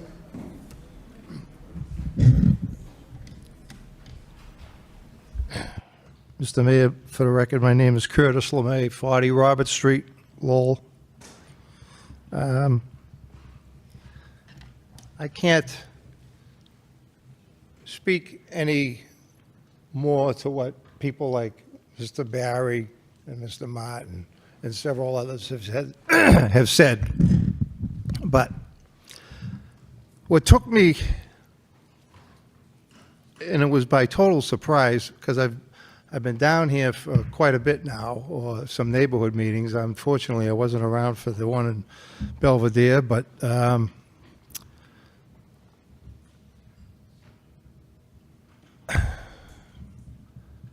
I just feel that the planning board was not respected enough. That vote was unanimous.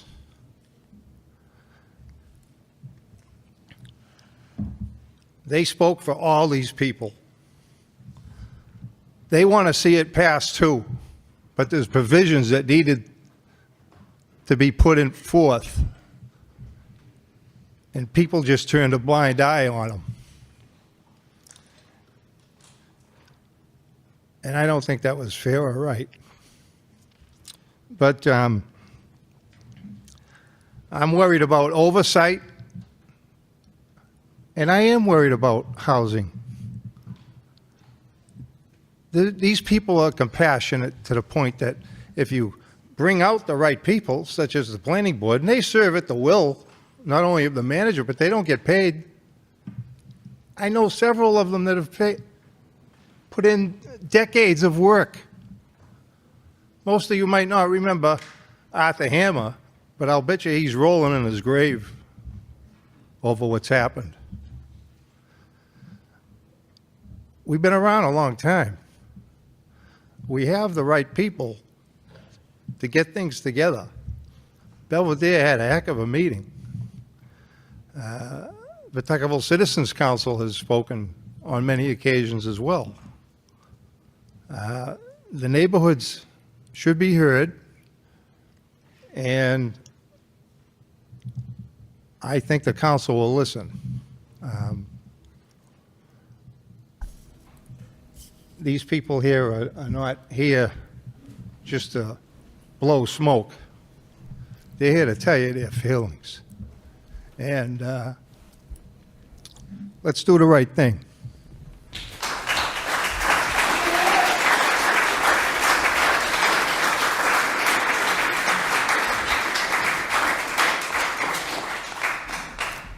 Is there anyone else here to speak in opposition?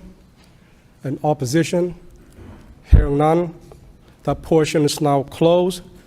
Before I open the floor to the council, either to take motions or make comments, at this point, seeing and hearing the importance of this matter, I would like to address the chamber, the council, for a couple of minutes. At this point, I ask the Vice Chair, Eric Gishier, to take the podium so I may take the proper seating to make the statement. Vice Chair.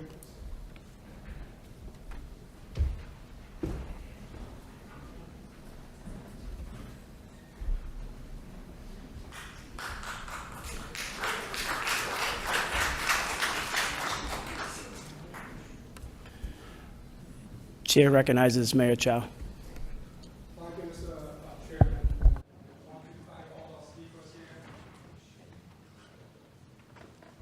Thank you, Councillor. I feel a little bit out of place being down here at the desk. Thank you, Mr. Chairman, for allowing me to speak on this important matter. As you know by now, that there is a housing bond bill that will be coming out, as well as there is an ADU legislation co-sponsored by Representative Vanna Howard that has been voted out of the Housing Committee. And after much investigation and continuous discussion with the executive administration at the Beacon Hill, I know that both Governor Maura Healey and the Lieutenant Governor Driscoll, they are unveiling the housing bond bill tomorrow that will most likely include the language about ADU. After learning this timely news, I do believe that voting now on ADU seems foolhardy and imprudent for our city. I thank you, the residents, the administrations, the planning board, and my colleagues for your wholeheartedly time and effort to address Lowell's housing issue. And now, after listening to all of you, once I return to the podium, if the body wish to take up this vote, I will vote no on the ordinance tonight. Thank you.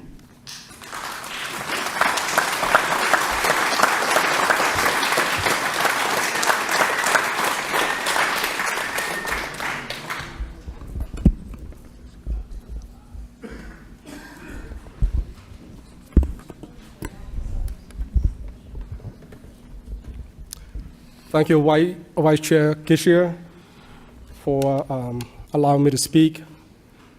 When the Vice Mayor was here, somebody had their hands up. I now recognize Councilor Robinson. Thank you. I was one of the co-sponsors of this motion to bring up exploring the feasibility of ADUs. Again, I mentioned this Saturday at the meeting. No one's denying a housing shortage, inventory shortage, and this council, my colleagues, have been trying everything in our power to try to get assistance, to try to look at different options, explore different options, but the key is that work in our community. This took a direction that it didn't work in our community. I think it's been clear. Some of the things that came up from listening again tonight really stands out. Something very simple. This is not it. It will not help affordability. I wholeheartedly agree with both of these statements. Those that stand to be the impacted the most, it's not about NIMBYism. It's about the people that stand to be impacted the most as a result of, no disrespect to anybody, but 11 of us that aren't planners. 11 of us spitballing ideas for what we think we should do when we get a team of planners with a non-recommendation. We've had some of my colleagues file motions to reconsider a week after taking a vote on certain parts of this, and no, nothing's changed. No information changed in the meantime. That goes to show, it demonstrates some are not fully aware of what an ADU potentially will impact or do. Yes, we need to work. And again, if we put a quarter of this energy between ourselves, our administration, and the public, advocating for looking at projects like Hamilton Canal, where we could develop large-scale 40, 50, 60-unit properties potentially, that would make a significant impact, almost overnight. We'd be a lot further than we are. I think until we as a council, we as a city, explore every piece of land that we could potentially build on that's sitting vacant or going to be torn down, before we start addressing things that are going to impact neighborhoods, that's the course to go. And I also think we have to get support when we're starting to do this, like we've said right along. So, I mean, it's not about what people think, and another thing, it's not what people think is the right thing to do as much as it is what are the unintended consequences of our decisions that we could make with this ADU today. And I think it's been clear. I think the planning board has shown us some unintended consequences, and if you hear the residents speak, there's plenty of unintended consequences. So I would like to say I absolutely will not support ADUs in this form tonight. Thank you.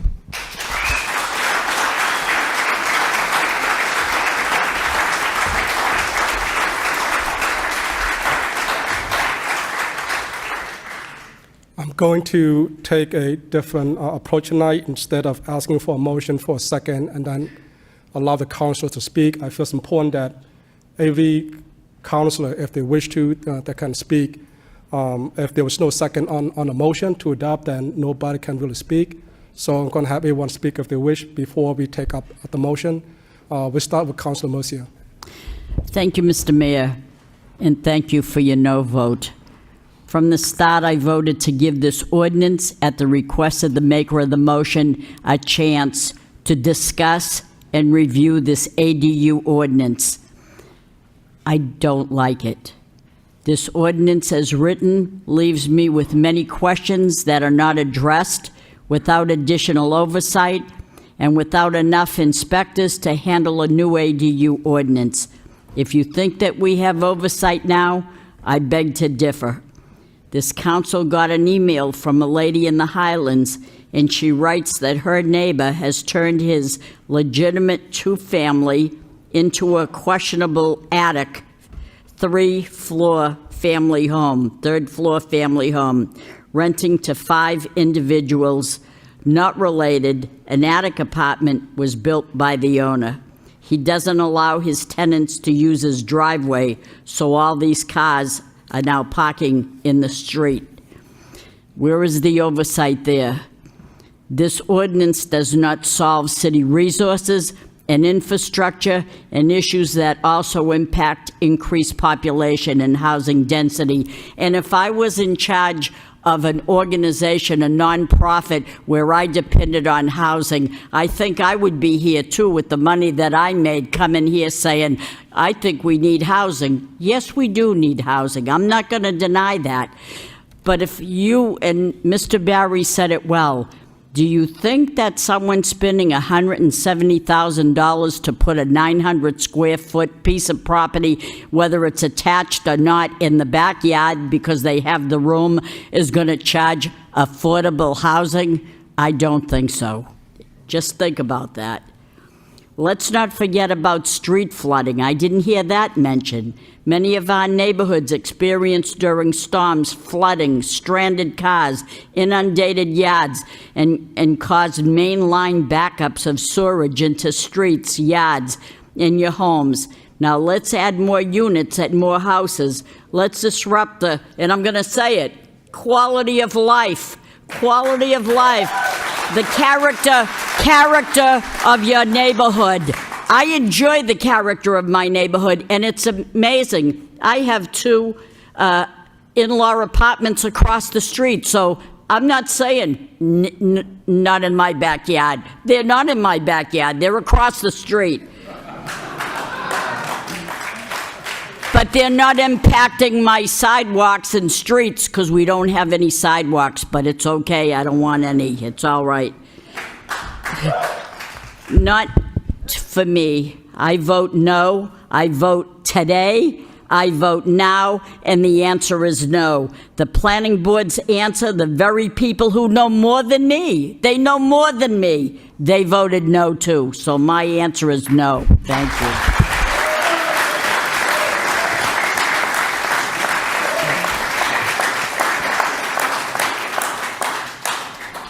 Councillor Yam. Thank you, Mr. Mayor. I want to thank all the people that shows up, all the speakers, vote for or against ADU. The need for new housing is significant. Every year, the city falls far short of the new homes needed to just keep up with the population growth. A shortage of over 4,000 homes in the past 15 years. Failing to produce these homes translate into high rents and mortgages. 60% of low households are renters. Of those households, 55 are rent burden.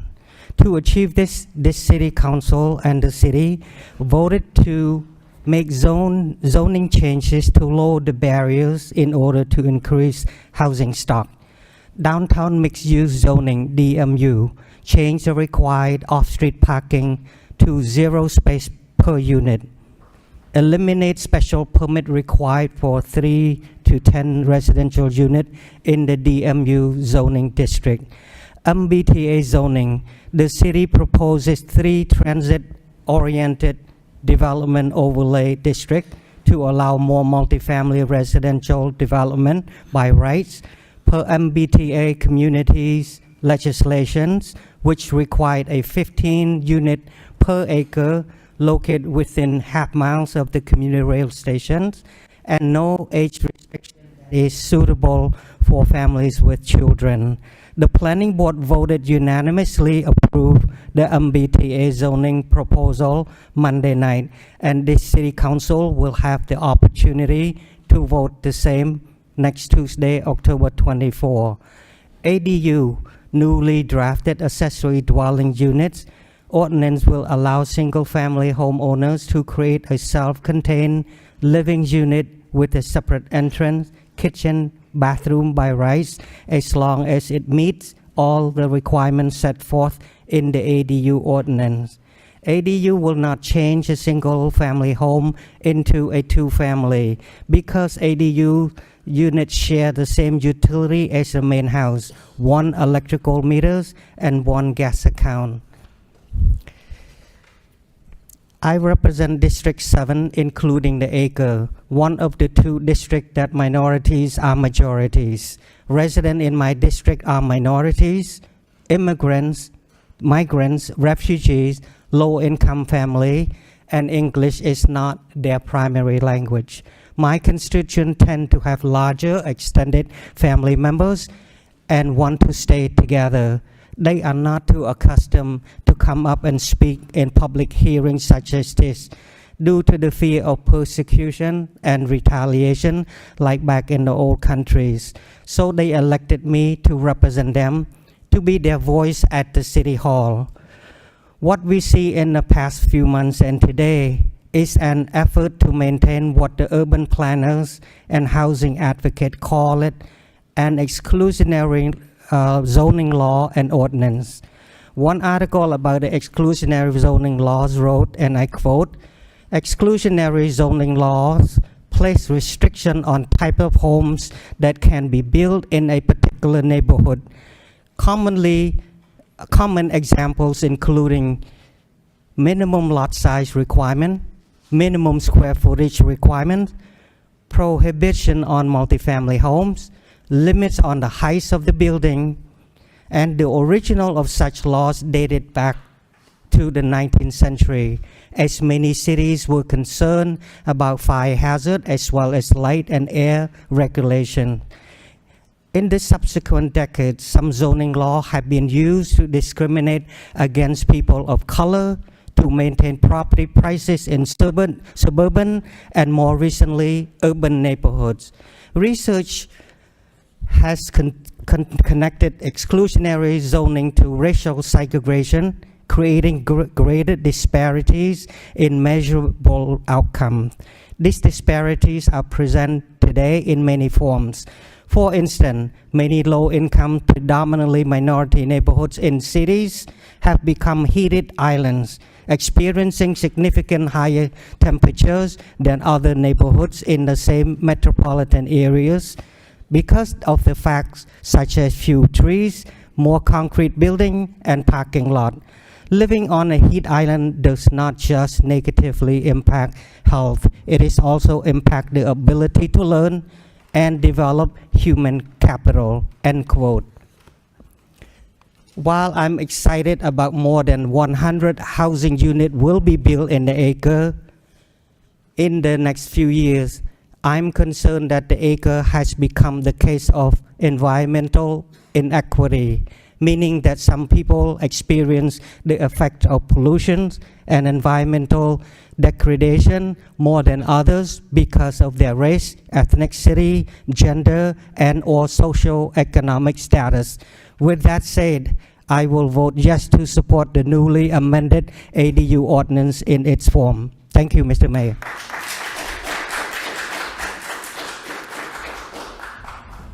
Councilor Janess. Thank you, Mr. Mayor. Before I begin, I just want to take a moment to thank everyone that's been involved in this process. In my time on the council, this has certainly been the issue that has had the most engagement, as we can see tonight. So thank you to DPD for their work to develop this. Thank you to all my colleagues who spent time on this. Thank you to everyone who's come to these meetings, shared their thoughts with us, or just been in the room so that we know they're here and they're thinking about it. From the beginning, I was excited about this ordinance, and I'm still in favor of it. I think that this process, we started with a very raw ordinance that allowed way more than what the current draft allows. We took that feedback from our friends at the planning board. We took the feedback from the public who showed up at these meetings, and we've added amendments to structure this in such a way that it would be more acceptable for more people. Unfortunately, it really feels like that has not been enough. I think we're at a point now where I would not be comfortable adding further restrictions to this ordinance.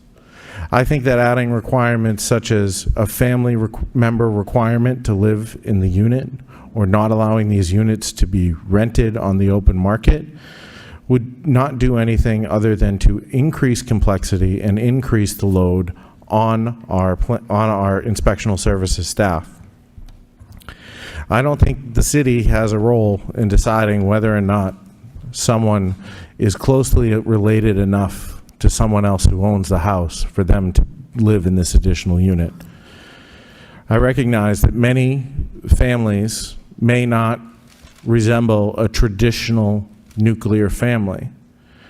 I don't think it's right for the city to say that someone you're close with, who you may have recognized as an aunt, as an uncle, as a cousin for your entire life because of how close your families are, but you're not actually related by blood, that would prevent somebody from renting a unit and preventing that person from living in a positive living environment that would be best for them. I think there's a lot of risk there, and I don't think that's a game the city should be playing. However, I understand the feelings of my colleagues, and I can read the writing on the wall at this point. I'm disappointed to see this ordinance come to this end. We've spent a lot of time and a lot of energy on this, trying to get somewhere, get to something that we can support. And I still support this. I think that this ordinance, while it's not perfect, I will fully agree with that. And it is not the answer, the magic answer to a housing shortage or to the issues we see in our city. I do think passing this ordinance would be better than not passing this ordinance.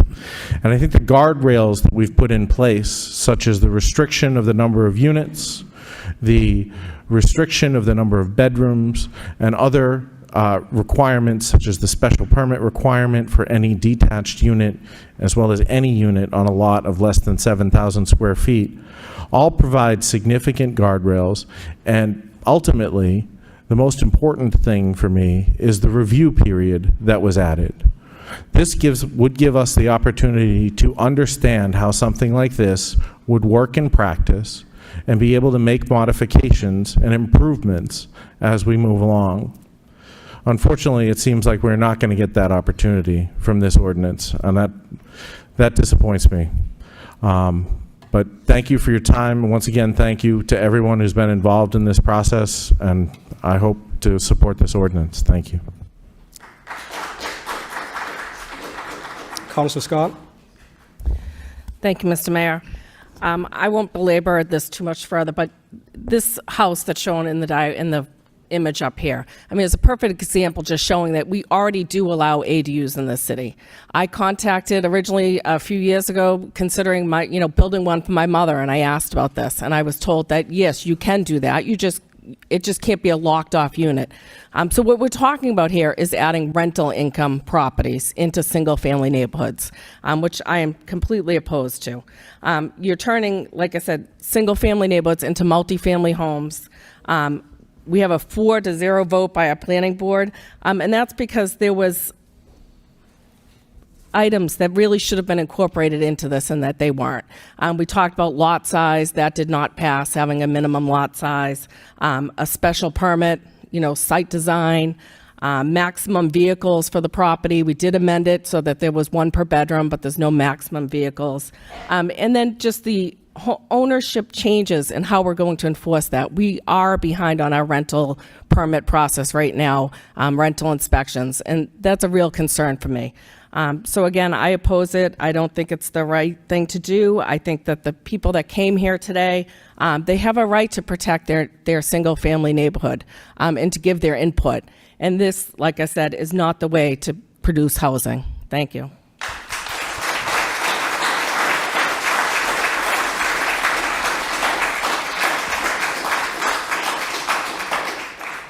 Anyone else who would like to speak? Hearing none, I need a motion to, anybody want to speak? Councilor Drinkwater. Thank you, Mr. Mayor. Mr. Mayor, you pointed something out when you spoke earlier this evening, and that is that according to reports, the Governor Healy, whose administration has been working on a housing bond bill for the better part of her entire first year in office, is likely ready to release that bill, and that bill is going to include a section which would allow ADUs by right in municipalities across the Commonwealth. Now, Governor Healy, as well as Lieutenant Governor Driscoll, ran with the housing crisis as one of their top priorities to address. They said that during the campaign, and in fact, Lieutenant Governor Driscoll, as mayor of Salem, had led the campaign to pass an ADU ordinance in the city of Salem, very similar and actually even less restrictive than the ordinance that we are considering here tonight.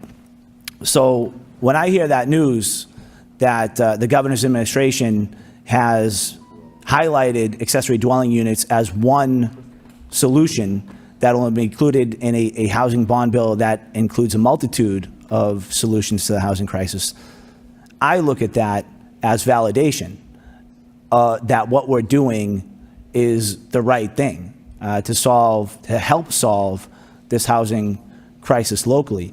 And in fact, this isn't a partisan issue. In fact, if you look at the previous governor's administration, Governor Baker, who passed the housing choice legislation, which lowered the voting threshold for localities to approve certain zoning changes that would produce more housing, including accessory dwelling units. So not only Governor Healy, but Governor Baker also saw accessory dwelling units and other zoning changes as a way to address the statewide housing crisis and allow for incrementally more housing. So when I see that we may potentially have through state legislation, similar to how other northeastern states have done, Maine, New Hampshire, Connecticut, other surrounding states that have also, through state legislation, required at least some level of ADU approval at the local level. I think that we're on the right track. My reaction is not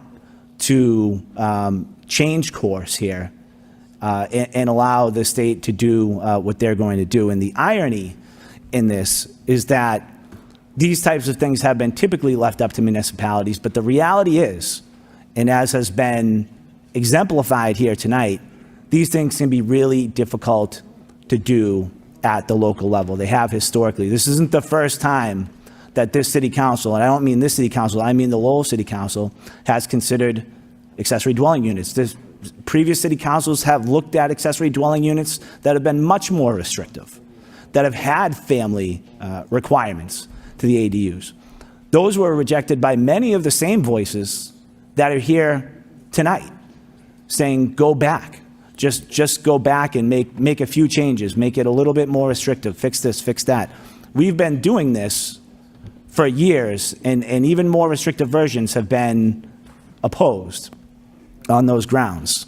So I ask, is it possible to just go back and tweak, go back and fix something that's going to outright kill single-family zoning in the city of Lowell? And let's be honest, if there's something that's changed within the last 2 weeks since this city council, with a majority, voted to advance this draft ordinance to a public hearing, the thing that's changed is that certain neighborhoods in Lowell were leafleted with a flyer warning residents of the death of single-family zoning. This is incendiary language that's meant to scare residents into action. I keep hearing on the one hand that we essentially already have this. We already have ADUs. There's a pathway to ADUs. We're looking at a picture of a home right now here in the chamber that has an additional kitchen, that added additional bedrooms. That the one thing that it can't have is a separate entry and separation, a locked door between the units, that locked door between the kitchens, essentially.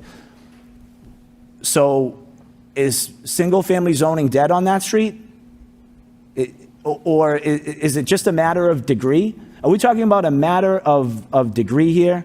That if we just make a couple tweaks, family requirement, special permit, that ADUs are acceptable? Is single-family zoning no longer dead?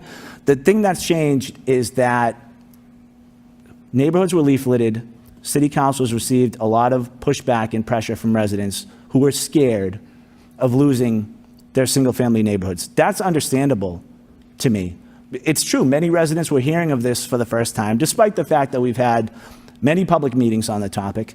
It's been covered widely on our local radio station, in the paper, through all the traditional means that you would expect. But yes, some residents were hearing it for the first time. And the first time they heard about this potential ordinance, they were told that their single-family neighborhoods were going to die and that all the houses in the neighborhood could be converted to two-family rentals. It's simply not true. There's a big difference between a single-family home has to still conform to all the existing zoning requirements, the size, the floor area ratio, the setbacks, and if you can add an additional bedroom, bathroom, and a kitchen, then you can add an ADU to that unit by right. It's not the end of single-family zoning. Other communities have this. Whether or not they have additional requirements, many communities have had it for decades, which means these ADUs have had a chance to proliferate through communities, whether they're towns or cities. Single-family zoning hasn't died. I keep rhetorically asking, where are the horror stories? Where is the Massachusetts city or town that said, let's repeal our ADU ordinance, let's walk this back? Nobody's come forward with anything. This exists in a lot of different localities, and it's not disruptive. Maybe 5 to 10 units per year, according to NEMCOG. So we've celebrated the 50 or so units that are going to be developed at the former Merrimack Valley Food Bank, as we should. 50 units of housing very important. It's going to make a difference in people's lives. But if even on the conservative end, if in 10 years, through an ADU ordinance, we can create 50 units of housing that this council passed an affordability restriction on, then we're missing those units of housing 10 years from now. And then 10 years from then, maybe an additional 50. 10 years from then, an additional 50. We can't afford to turn our nose at any form of additional housing while we're in the middle of a crisis.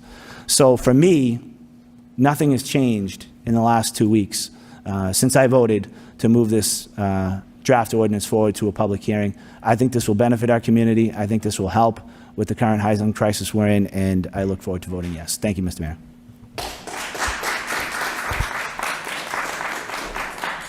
Councilor Kishia. Thank you, Mayor Chow. For the last year and a half, we've sat here going over this. For the first year of it, we met for 4.5 hours in subcommittee until I went to the Highlands meeting and heard pushback from residents. Councilor Mercier and I believe it was Councilor Janest, put a neighborhood subcommittee because we wanted to hear people's thoughts. And we heard loud and clear at that point from the people who came. Currently, I'm the only person on this side of the fence that's a civil environmental engineer.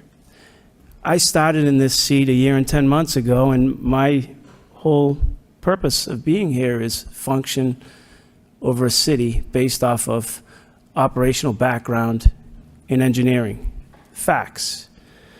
I've watched people stand up here tonight and say that we're racist because, you know, we may vote yes or no. And one person that I like a lot say that if you vote a certain way, I'll never vote for you.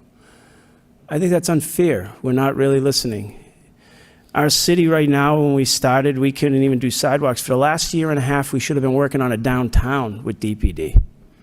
How do we fix that? Instead, we sat here and spun our tires thinking that they would get, I don't remember this board ever having a majority yes vote for an ordinance because more people spoke. So it does have the opportunity for councilors to change their mind. That's democracy. You sit here and you listen to another thought, outside of your vision. And sometimes people change. They listen. It's very unfair to sit here and watch residents stand up here and say we're doing nothing for the housing. I put in a motion to knock down Smith Baker, historical piece. That certainly could create a lot more housing. And we could have a bookend to the New Acre Crossing and start working on that area. We're looking at the Hamilton Canal. 2 councils prior to us, it was all commercial. We're sitting down looking, okay, wait a minute, we can develop some housing here. We're the 7th most dense city or town in the state. Why are we not looking at the other 240? Or 244? When are they going to, 344, 244, whatever the number is at this point. 344, I'm sorry. When we start looking at the others, when are they going to come to the table? When are they going to come to the table on our homeless issue? We have nonprofits up here telling us, and they even state where they work, we're not any good. And every week we sit here, we vote to give them money to come up here and tell us we're no good. And it's the money from the residents who give it. So I don't get that. I don't get that at all. Someone stands up here from a nonprofit, tells us we're no good, and then next week they'll be in here asking us for money to give to them to call us no good. Am I missing something?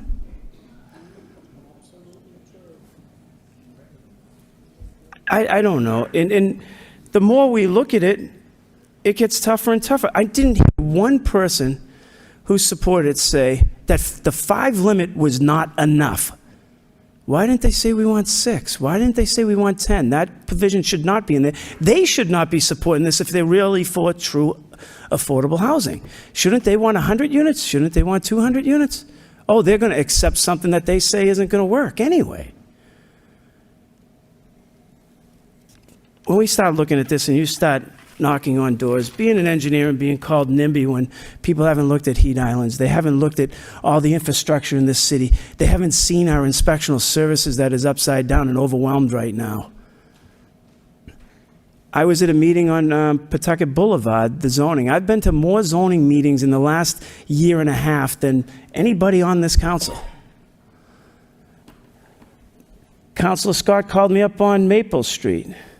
We had Councilor Rook call me because there was flooding issues in other areas. We have, and again, we work together as a team here. This team isn't broken just because we disagree on this piece. This is a piece of the puzzle. And I do think that, there are portions that, as written, I don't agree with. So I won't be supporting it. And I thank everybody who's gotten involved, whether you're for or against, you make us think. And you make us think to make a better law. But I wish they all had the same energy for every piece of the city that we try to work to better, whether it's our downtown, our homeless issues, or everything else. If we just had this energy, I think we'd make this place a great place again.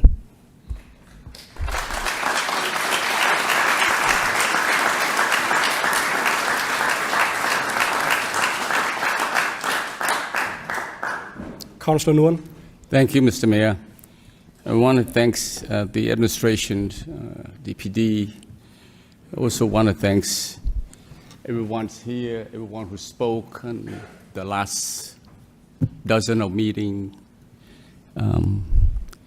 I do agree, we all agree that we do have housing crisis or that of homelessness problem. We agree that we need to do something about it. We also agree that there's no one solution to address this. ADU, if anything, is a small part of it. Building more housing is. This issue has been very challenging for this council for the past year. Although it was complicated, I was hopeful. I did offer a number of amendments that one of the speakers spoke of, such as the cap 5 per district, a review period, off-street parking, and so on. I now feel, after hearing, I think most of the residents, most of the speakers that spoke of tonight, we heard them for the first time. That said, I don't think we did a good job at communicating this issue to everyone.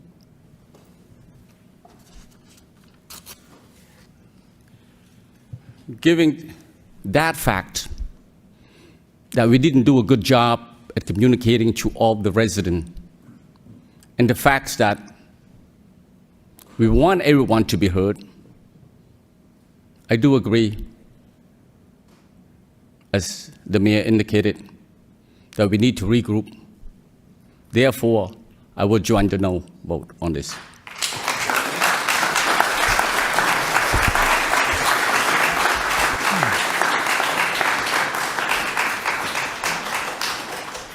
Councillor Leahy. Thank you. I just wanted to say a couple words. We've been here a long time already, and I just want to say that I was for this ordinance. I went to the meetings, listened to everybody, but what did change in the last couple of weeks is more people did find out about this. More people got involved, more people had more questions. I don't deny that the DPD did a lot of work on this. Colleagues on the committee did a lot of work on this. We all did.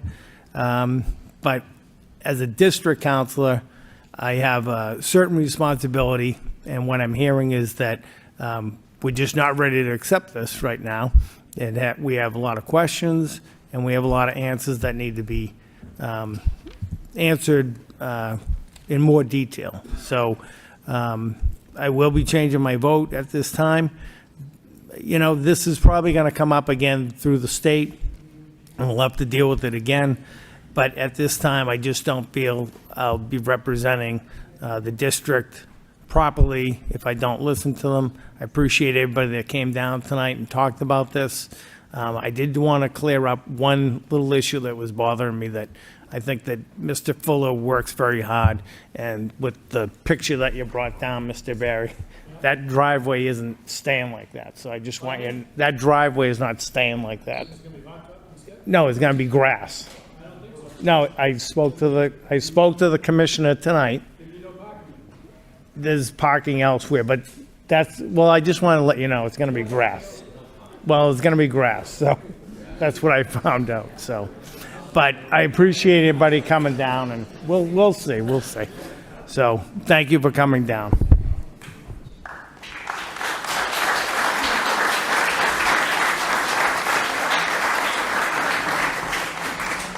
Councilor Rourke. Thank you, Mr. Mayor. Quickly, I just want to state that, I am proud to be on a council that worked very hard on this issue. I give thanks to everybody that took part in it and amendments that were made. The final draft, even the planning board, and we took that from them and we made numerous amendments to it that I felt at the time was enough to put this forward.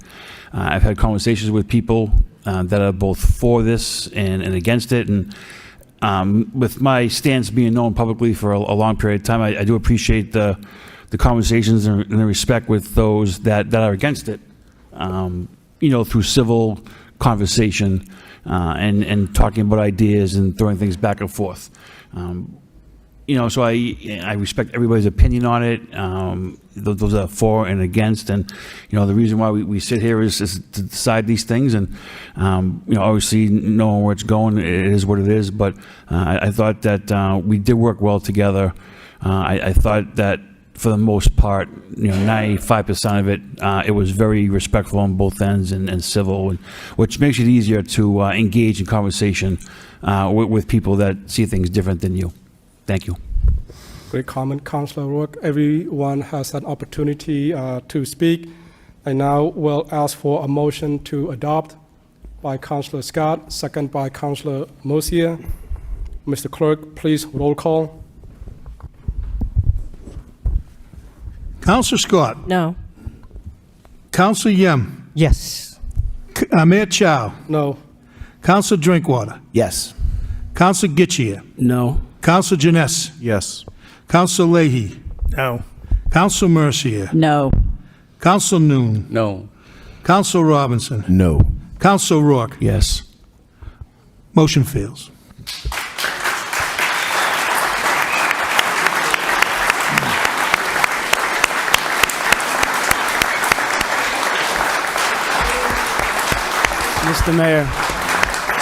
Mr. Mayor. Once again, I thank everyone who's here to speak, and thank the council for working hard on this. We'll relax for about 2 minutes to have the crowd moved out so we can continue with the meeting. We'll take a break for 2 minutes.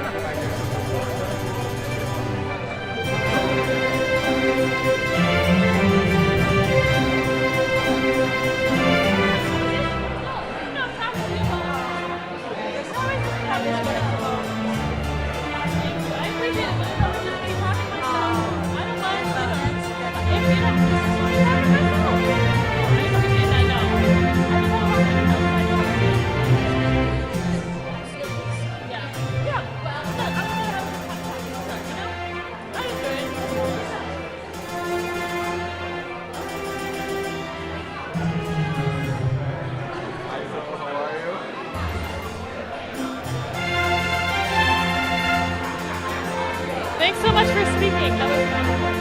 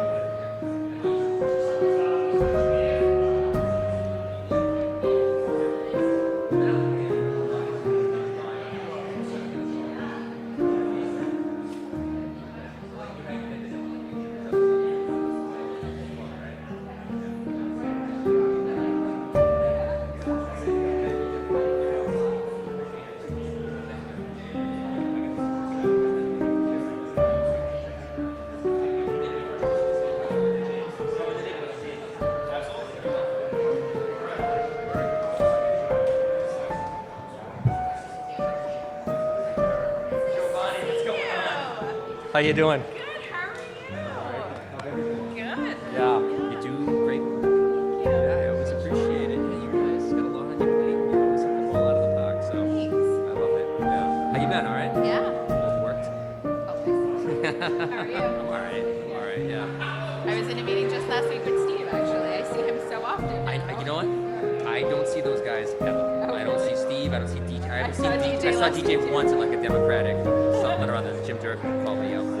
But I haven't seen that dude in like 20 years. He's like one of my favorite people too, and I never get to see him. Yeah. It's fucking crazy, isn't it? Yeah. It's fun. Yeah, bummer tonight for me, anyways. But it is what it is. Yeah. No, I know. It is what it is. Yeah, you guys worked hard. Well, it was nice to see you. Nice Thanks to for see you as coming well. out. Thank you for saying hello. I appreciate it.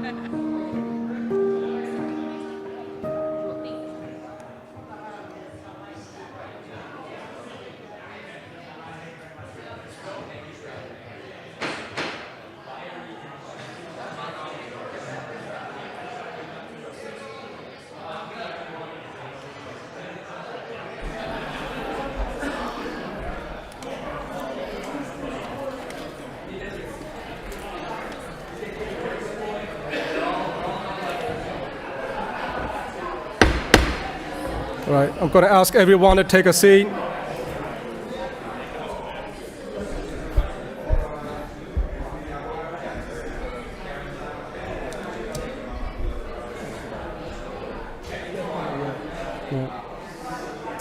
All right, I'm going to start the meeting now. Mr. Clerk, please roll call.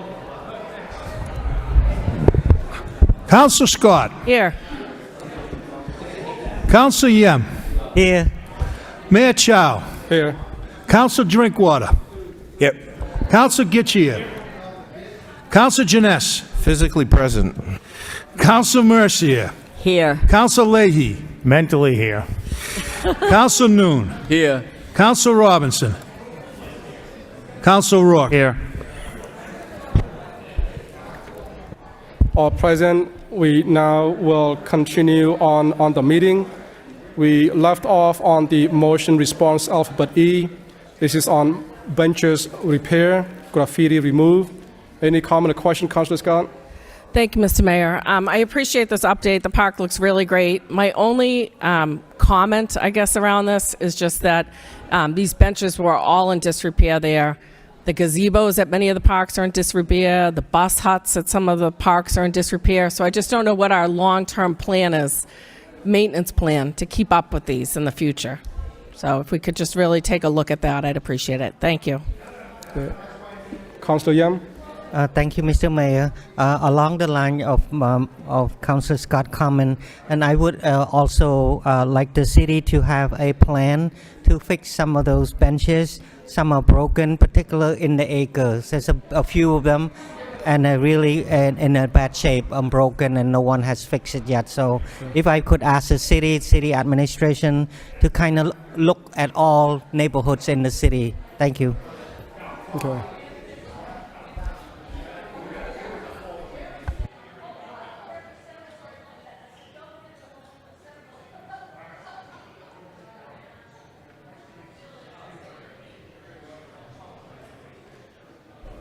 Right. I don't know if the manager heard Councilor Yam's comment.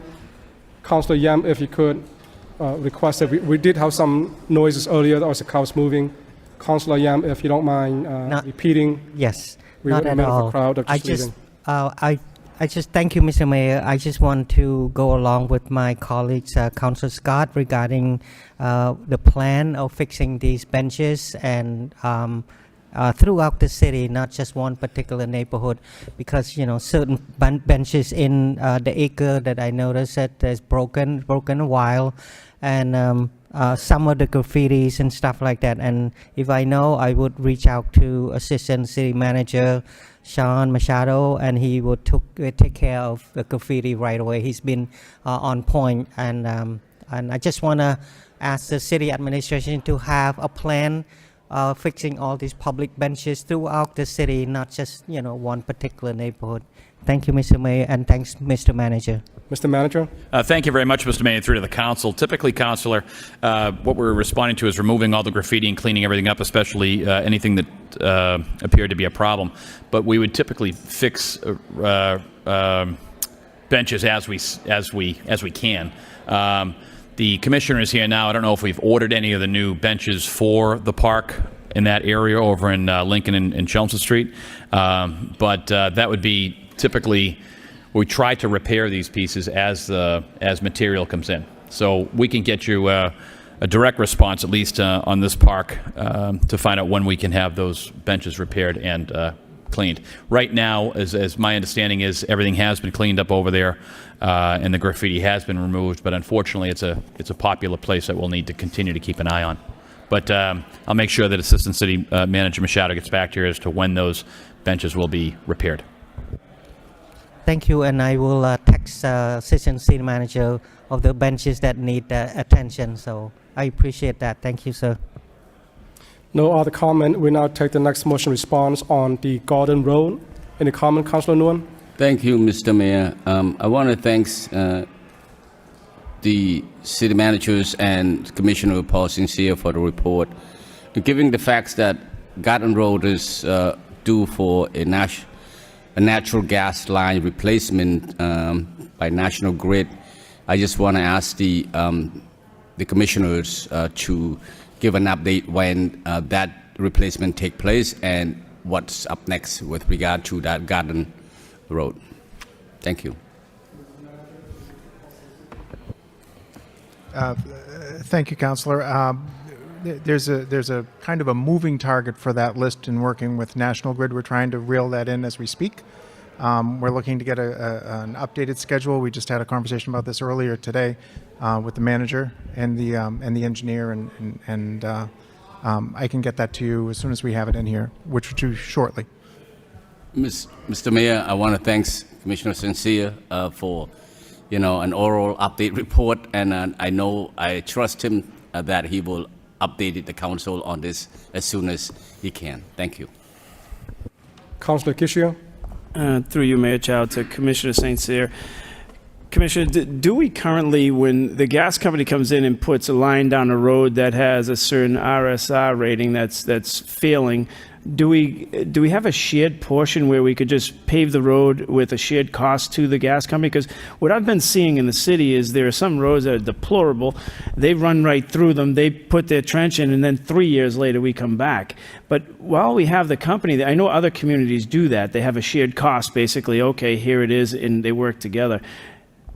Is that something that we could look into, or is that something that we currently do? Absolutely, actually, Councillor. Just today at the meeting, we were reviewing that and how we would be able to work together with them to share that cost for resurfacing the entire roadway, for what National Grid is bound to do with their trench work, and what we could do to complement that to get a full curb-to-curb restoration. The only thing that I would caution on is that if you do that, compaction has to be an issue at the time. Because, most times when you put in a trench like that, compaction is an issue, so they wait a certain period of time on compaction because of 90 days or so. So that's the only thing that comes up in other communities when they do this. But it is doable. If you compact it right, you should be fine with the overlay of that road in the mill. I would ask that we would look at that, Mr. Manager, and try to get that together. Mr. Manager. Thank you, Mr. Mayor, through to the council. Council, to talk what the commissioner is talking about, that's exactly what we spoke about today. Because as we get closer to winter, once again, I'm sure we're going to be having this discussion about what National Grid will be looking to do during the winter months. Last year, as most of you know, due to the issues and the problems that this creates during the winter months, we didn't have any other than emergency matters happening within our streets. So this is something that, as I stated, we tried to push back on the curb to curb if they were going to do something within our city. And their pushback was that the Department of Public Utilities wouldn't allow them to do that, allow them to offer any, I would say, additional monies during the winter. The commissioner, as well as the engineer's office, has looked at the damage that is created over the winter months. But we are trying to work a lot closer with National Grid, as well as our water and wastewater folks, to make sure that if we were going after a particular street, that we were all in the same not the same trench, but in the same street, trying to get that accomplished. That proves to be a little bit difficult, because at times National Grid has different reasoning to do things than we want to do them. But that conversation, Mr. Commissioner, should be happening in the next week, I think, week and a half, as to how we can work closer together.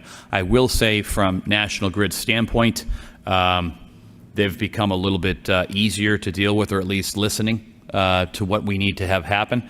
And there hasn't been a decision at this point in time to find out what we'll be doing for winter protocol. Typically, Councillor, as you know, and many of the councillors know, during the winter protocol, we can, I'm going to say it's November 15th, Commissioner? Yeah. Approximately. Yeah. November 15th, we do not allow streets to be opened at any point in time after that. So this is once again one of those processes that has actually been worked on as of today, and we will be continuing this discussion with National Grid and others in the next probably 2 to 3 weeks. So as you know, Mr. Manager, I've done this, and National Grid's famous out is always the Department of Public Safety. We can't do utilities. We can't do. Call the town of Lexington. They absolutely do it. Anybody who digs between November 15th and April 15th, unless they move the date, has to do curb to curb. Even the gas company. So please don't believe We've what they're pushed back telling on you. that. Do your homework on it, Yeah. because they're not telling you the truth. And the residents deserve to have these roads repaired the right way if they're going to do it during that period of time. Because what happens is when they dig with frost, it basically stretches the road and rips it. So, and then water gets in it, and we're back on Sanders Ave again, like they did over there. So, do not believe that excuse, because that's not the truth. In many communities, they make them do curb to curb, no matter if it's a water trench or anything. It goes curb to curb. Thank you. Councilor Leahy. Thank you. I just had a quick question for the commissioner. Garden Road's kind of funny, and when we get to Garden Road, can we consider just finishing off Glen Ellen? Glen Ellen The down way it to- goes down and. To Douglas. So it would make sense to just get that done. Thank you. Sure. Councilor Mercia. Thank you, Mr. Mayor. Through you to the city manager, and segueing in with the Commissioner St. Cyr. I know that the company that was doing the lot overpass, and they did the cement sidewalks and everything looks so beautiful. They came up to 291 Summer Street. They came from the corner of the roadway coming up at Thorndike Street, and they came onto Summer Street maybe about 10 feet. And they did a beautiful job, but they stopped right there, which they have to stop at some point. But from the place where they stopped to this hot top that goes further, the reason I'm saying this is because one of the firefighter from the co-op team who was out canvassing the area with the team was a lady on a wheelchair, and she got stuck right in the rut because it never met up. There's a big difference, and the lady didn't know it, and thank God they were there, because she would have fell right out of the wheelchair. That is a very dangerous spot. Do you kind of know where I'm talking about? I do, Counselor. Okay. We'll head over there tomorrow and make sure. It's on the side of the building of the sheriff's office, yes. That very dangerous. And there's a few people with wheelchairs in that immediate area. Oh, if she ever fell out of there, and I could see it happening too. Thank you so much. Mr. Manager. Thank you very much, Mr. Mayor, through to the council. Council, we'll make sure that there are sometimes the abutment issue with the ADA, American Disabilities Act, so the commissioner can swing over there tomorrow to make sure that we can try to smooth that out. But as you stated, there are many, many people that will always ask that question. How come they made the corner 10 feet down, 12 feet down? Because they do stop at some point in time. However, the fact that that wasn't blended appropriately probably is something we should look at. So thank you for bringing I that to our wouldn't attention. say it was their fault. It just met up very wrong. Thank you. No other comments on this motion response. The next one is on overgrowth on Princeton Boulevard. Any comment or question, Councilor Nguyen? Thank you, Mr. Mayor. Again, I want to thank Commissioner Sincere and, of course, the managers too. Look, for the report, Commissioner Sincere, we all understood that this is a state property, right? That didn't stop him. He recognized the importance, the safety of the pedestrian. So I want to thank Commissioner Sincere and his street division staff who went out. This was clear. This report came almost a month and a half after he did the job. I appreciate that very much. Thank you. Councilor Robinson. Thank you. Through you to the commissioner, do we still currently deploy the over the guardrail brush cutter periodically? Periodically. Is there a place that you're looking for? It's just I've filed a couple motions. Some of the hills, especially like on the side of Wood Brothers and going up the hills, the walkways are not passable, and Halloween's coming up. And I'd hate to see kids out in the street when it starts to get dark because the overgrowth sticking out. So just probably the 3 hills on that side. It's not on the west side of coming off a bridge. It's on the opposite side. I want to say it's like maybe 7th, 8th, 9th, around those areas. But that's something, again, like I said, with Halloween coming, we'll have a lot of kids on foot. And it'll be starting to get dark, so any help is greatly appreciated. Thank you. Will do. Thank you. No other comments on the overgrowth on Princeton Boulevard. Thank you, Mr. Commissioner, for being here. We now will take up the information report on the commercial vacancy registration program. Mr. Manager. Thank you very much, Mr. Mayor. Three to the council. Council, this is something that we have been talking about in regards to this informational, the commercial vacancy registration program. Obviously, each and every one of us have had this discussion about how to make the downtown more vibrant and some of the local district commercial areas more vibrant as well. What we've found out, and I would leave this to the Assistant City Manager, what we found out is our neighborhoods are pretty vibrant. Most of that doesn't have the concentration of issues and problems the way the city, the downtown may have. But what we're asking is to bring this ordinance forward to try to incentivize and motivate some of our property owners in the downtown area to spark more business in the downtown. So that's what this is really doing. This is something that I have to say from the Department of Planning and Development, thank you very much, Ali Carter, as well as our Assistant City Manager, Baez Rose. This is really trying to take a good faith effort in helping the business owners in the downtown to experience the amount of the generous system of incentives that we have to help them find businesses to take up these first story, the first floor business opportunities, and typically it's anywhere between 1,500 to about 4,000 square feet, give or take on some of those. So this is that opportunity. Once again, I thank Ali Carter for this, but this is that vacancy registration program that we really did start talking about at the end of last year and the beginning of this year. And the hope here would be, if the council is in favor, would be looking to refer this to the law department to bring it for a public hearing to have this discussion. We have talked with a number of businesses in the downtown, and people are excited about it because, once again, the generous benefits, incentives that we do provide, people are learning about. So that's our hope here today to make that turnaround. Would be glad to take any questions, unless Assistant City Manager Baez Rose has any other comment. Councilor Robinson. Thank you. I'd first like to say this is great. I think you're onto something really good here.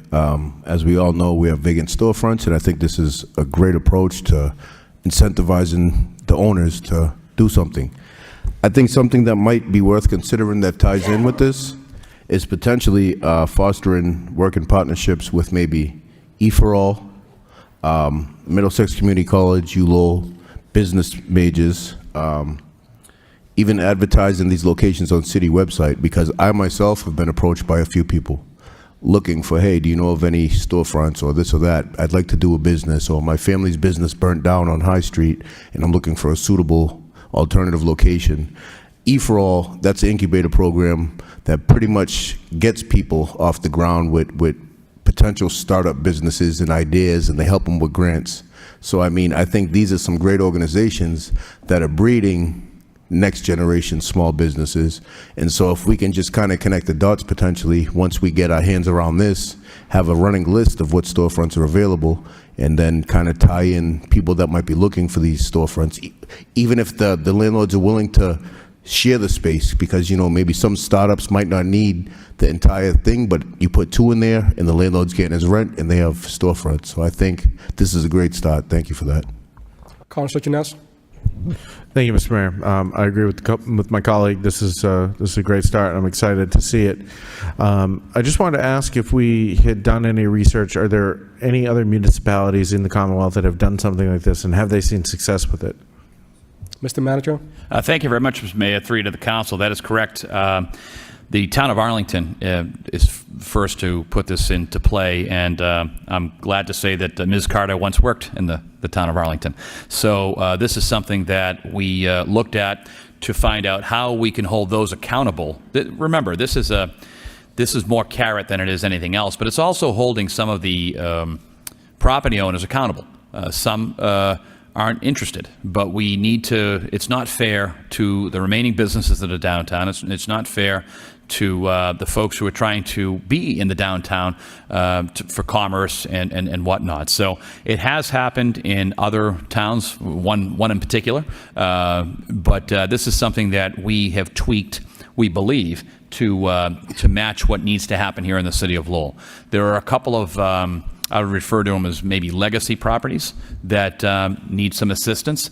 And, you know, thus far, we've been met with a lot of positive response because the Department of Planning and Development, and once again, to give the credit where it is due, from the administration standpoint over to the Assistant City Manager's team, they've put together a really good package to find out what can happen for business owners in the downtown and building owners. So we're going to be, if this is the will of the council, we'll be putting this into full attack mode, if you would, to let everybody know that they can gladly come in and we can see how we can better fit out their building to assist them to make it more profitable for them and a lot more activity in the downtown for the residents of Lowell. Thank you very much. I look forward to seeing where we can go with this. Councillor Mercia. Yes, thank you, Mr. Mayor. Through you to the city manager. But what I say right now, I'm not going to mention any names, but I was downtown quite recently, and it kind of knocked me for a loop when I heard this comment, because I know that with the COVID, money was available to help to the tune of $5,000 with different businesses downtown who were affected by the COVID. And I thought they applied and they automatically got help. And I ran into this owner of a place downtown. I'm not going to try to pinpoint it, but the person told me that they didn't receive a dime, and they renovated that place that, if you looked in the outside, looks like a regular building, but when you go in, it's magnificent. And they spent $500,000 to create and revamp it, and they didn't get a dime, and they applied.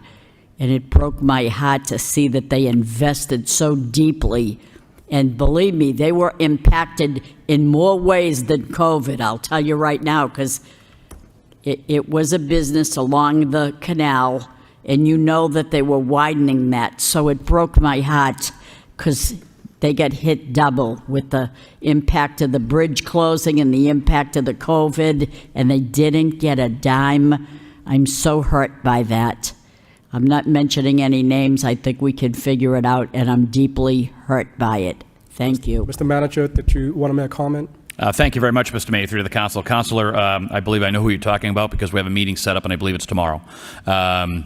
In regards to those businesses. But if any of the councilors know any other businesses that has had an issue or a problem in that area, sometimes there are circumstances that I'd prefer not to talk about here when they apply for things, if and when there may be an issue. But I can assure you, between the Department of Planning and Development as well as our ARPA team, we make sure that all the T's and I's are crossed and dotted.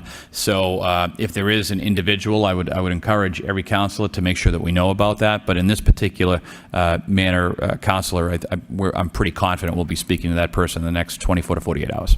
Thank you so much. Thank you. Councillor Yam, did you have your hands up? I would like to make a motion to have the Office of the City and Office of Economic Development to move forward, holding the public hearing, get input from the stakeholders, so this way we can get the ball rolling. Okay. Thank you, Councillor. It's the recommendation of the manager to send to the law department first. Would you like to make that motion instead, if I could? Yes, that would be fine, sir. Okay. Motion by Councillor Yam to refer to law department, second by Councillor Robinson. Councillor Nguyen. Thank you, Mr. Mayor. Thanks to Giovanni Barros and Alison Carter, and of course the managers. We have talked about this many months ago. I know you probably have your task forces in place, and this draft came the right time. I appreciate this very much, I think this is going to help, more or less the message out there. We work with you. We want to help you, getting state, getting federal, whatever money to fix it. More like a carrot and stick kind of approach. I like it. If you not do something about it, the unsafe building, I'm going to go after you. That's the right things to do. The right things to do, especially for property owners in downtown who allow the upper floors, deplorable, not upgraded, not renovated.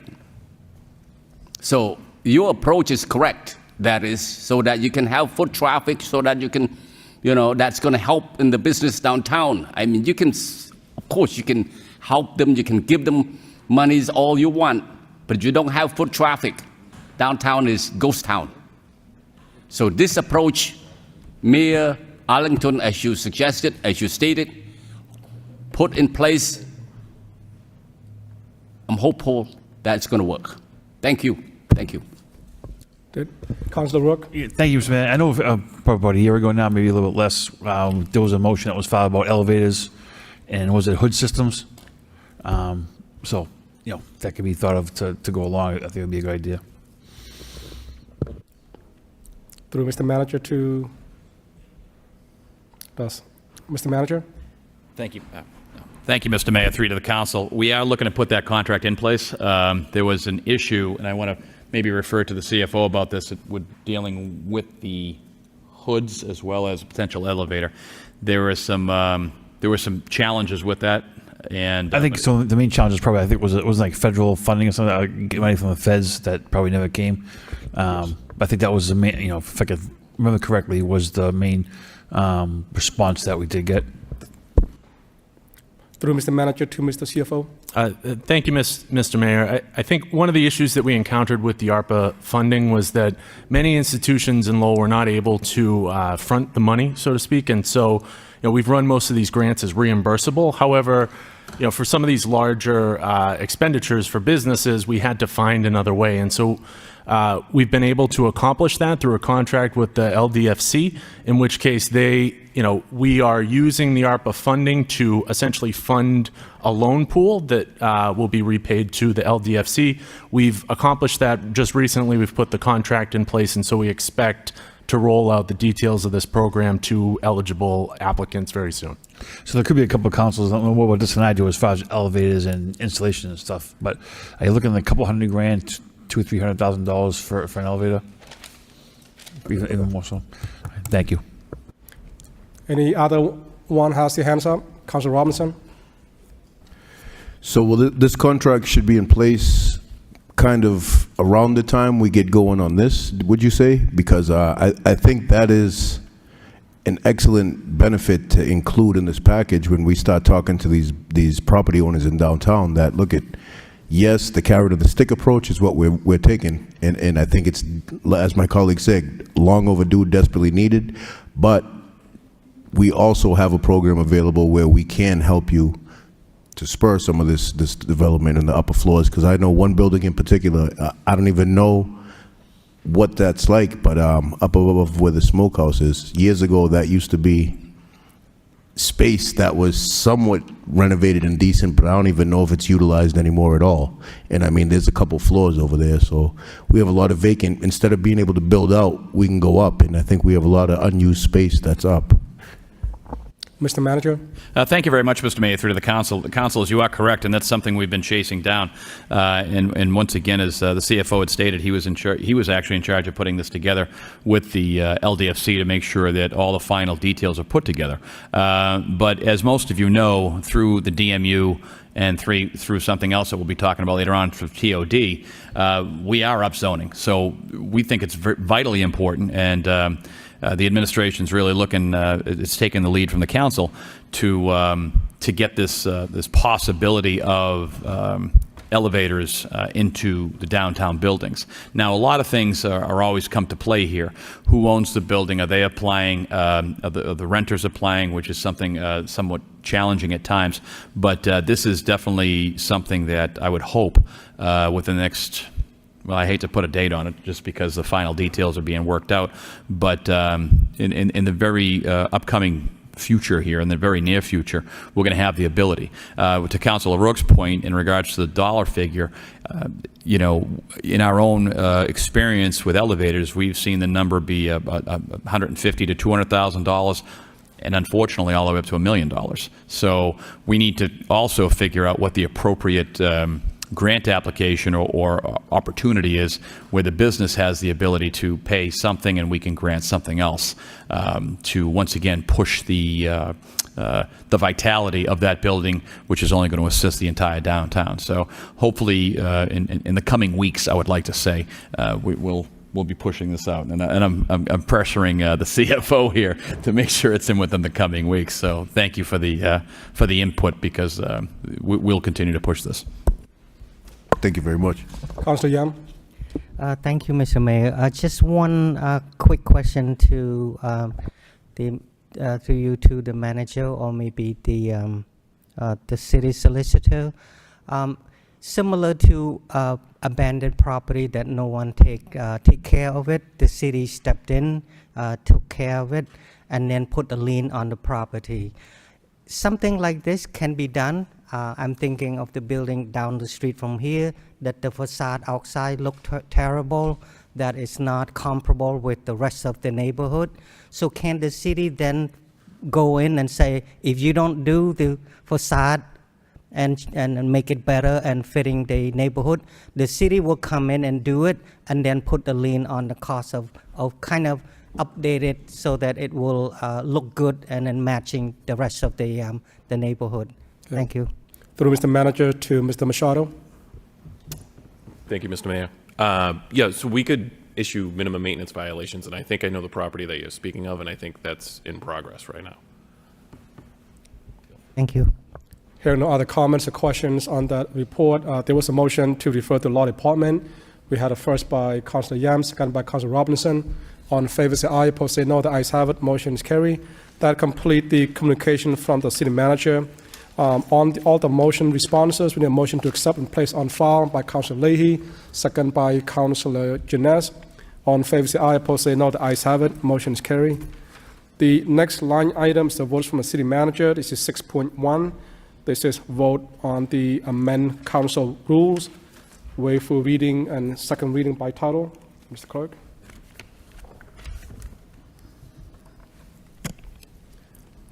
City floor and the city council vote amending city council rules 1, 3, 6, 7, 12, 14, 26, 33, and 36, and adding rules number 39 and 40 in accordance with attachment A.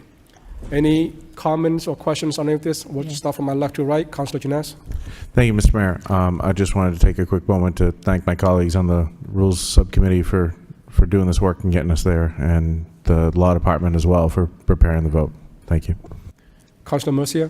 Thank you, Mr. Mayor. Through you to the city solicitor, Corey Williams, thank you so much. I didn't think it was a big deal, but I guess he didn't either, because he did such a marvelous job. Because, you know, sometimes when you get my age, you forget what a quorum is and how many numbers it is. And he put that in there, and I'm very, very grateful. Majority of 6, 2/3 is 8. I need to know these things, and you made it easy for me. Thank you so much. And he's number 1. And you're number 1. Good for you.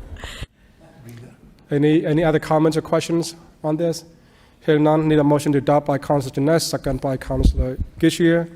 Mr. Clerk, roll call, please. Councilor Scott. Yes. Councilor Yam. Yes. Mayor Chow. Yes. Councilor Drinkwater. Yes. Councilor Getchia. Yes. Councilor Jeunesse. Yes. Councilor Leahy. Yes. Councilor Mercier. Yes. Councilor Noon. Yes. Councilor Robinson. Yes. Councilor Rourke. Yes. 11 yeas. There are no subcommittee reports tonight, so we'll jump to section 8. These are the city council Mr. Mayor, motions. I'm sorry, to just Councilor reiterate with the clerk, is it next Tuesday, traffic subcommittee? Yes, I'll be scheduled for 5:30. Thank you. Any other comments or questions before we take on the motions? We'll start with 8.1. This is a motion by Councillor Yam. Request city manager have the appropriate department explore ways to harness the power of artificial intelligence, AI, to transform the city operations. Second by Councillor Rourke. Councillor Yam.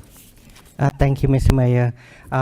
Originally, the autocorrect has my motion as artificial information, but I asked Mr. Clerk to correct it, make the changes. Sundar Pichai, the Google CEO, believes that AI is the most profound technology humanity is working on, more profound than fire or electricity or anything that we have done in the past. As I was listening to last week, the motion response discussion about the capital replacement plan for all DPW vehicle, the city website last Tuesday council meeting, I was reminded of the article that I read about AI in government in 2023 and beyond, bringing artificial intelligence to your municipality. One of the paragraphs jumped out at me while I was listening to the discussion about the motion response last Tuesday.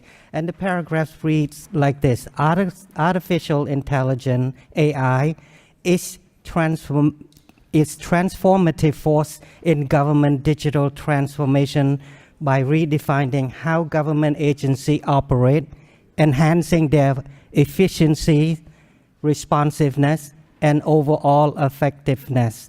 AI's primary contribution to government include automating routine tasks, freeing up valuable time and resources. Additionally, through AI-driven data analysis, government agencies make data-informed decisions swiftly and accurately for their city's strategic planning around budgeting, resource allocation, and policy development. I think that's what we were talking about the other, and I'm hoping that, we as a city look at this, like it or not, it's coming to town, to our cities and town. Thank you. Councillor Robinson. Thank you. I think I'd like to see 311 get stood up before we worry about fully automated situations. So hopefully we can get 311 going and get some technology moving. Thank you. Councillor Kishia. I think Councilor Yem don't like city workers. We'll all be out of jobs. We'll have a computer system taking over everything. So this will be an interesting response when no one has a job. Any other comments? Just to go on that comment a little bit, Councillor. Yeah, I don't understand much about AI, and we're a city that depend a lot on human resource. But I'm going to vote in favor of it. I just want to see what the manager can come up with artificial intelligence answer. I'm more interested in that than implementing it, if there's anything. So, all in favor, say aye. Opposed, say no. The ayes have it. Motion is carried. 8.2, Councillor Gishio requests city manager have the property department repair or replace the section of sidewalk on Stephen Street from Albert Street to Chelmsford Street. Second by Councillor Wiesner. Councillor Gishio. If it's okay with Councilor Noon, if we can combine 8.4, they're basically the same area. To me, I'm good with it. You and Councillor Nguyen, so it'll be a request by Councillor Gishia to bundle 8.2 and 8.4, acceptable, Yes, and Mr. Mayor. second by Councillor Nguyen. I already read 8.2, now it's 8.4. Councillor Nguyen request city manager have the appropriate department construct a sidewalk along the northwest side of Chelmsford Street, opposite the Crosspoint Towers, from just south of Stevens Street to Baltimore Avenue. Councillor Gishia. Thank you, Mayor Chow. It's just walkability, and you watch the high school run around that area.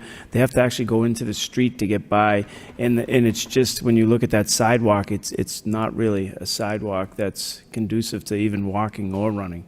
So if you can just take a look at it and see if we can put it into the plan for sidewalk replacements. Any comment, Councillor Nguyen?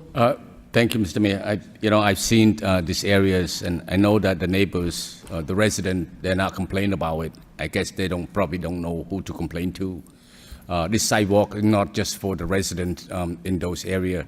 It's for people who walk to and from their workplace, Stop and Shop, Market Basket, Sala Police, and so many other shops in that areas in the neighboring town, Chelmsford. So those are the sites that don't have a sidewalk. Maybe if we can do something, maybe not now, maybe in the near future, certainly would be helpful. We welcome to those pedestrians that use that sidewalk. Thank you. Councillor Yam. Thank you, Mr. Mayor. This is not about AI, Mr. It's the sidewalk on Aiken Drive from the City Hall here.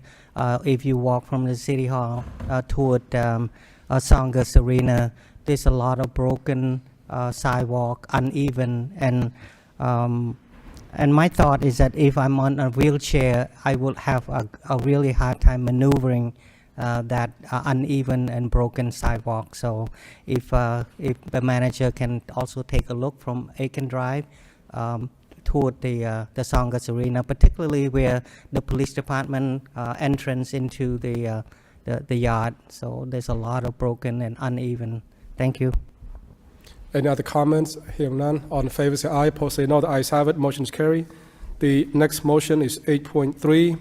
Councillor Gishio requests City Manager provide a report on the number of plowing contractors hired for the upcoming season. Second by Councillor Musia. Councillor Gishio. Motion speaks for itself. Thank you, Councillor. No other comments. All in favor say aye. Opposed say no. The ayes have it. Motion is carried. We took up 8.4 already. The next motion is 8.5.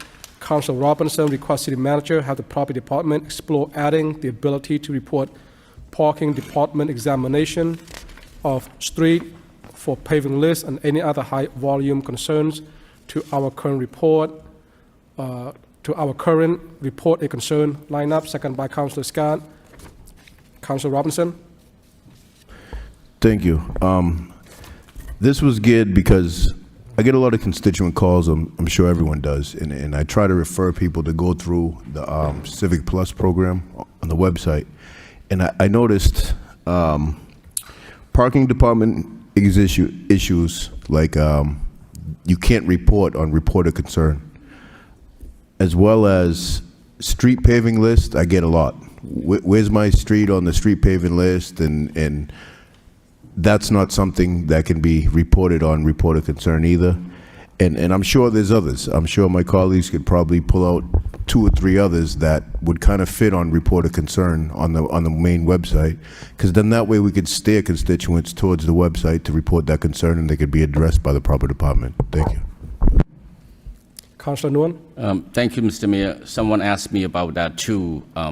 Where can I find the list of street paving?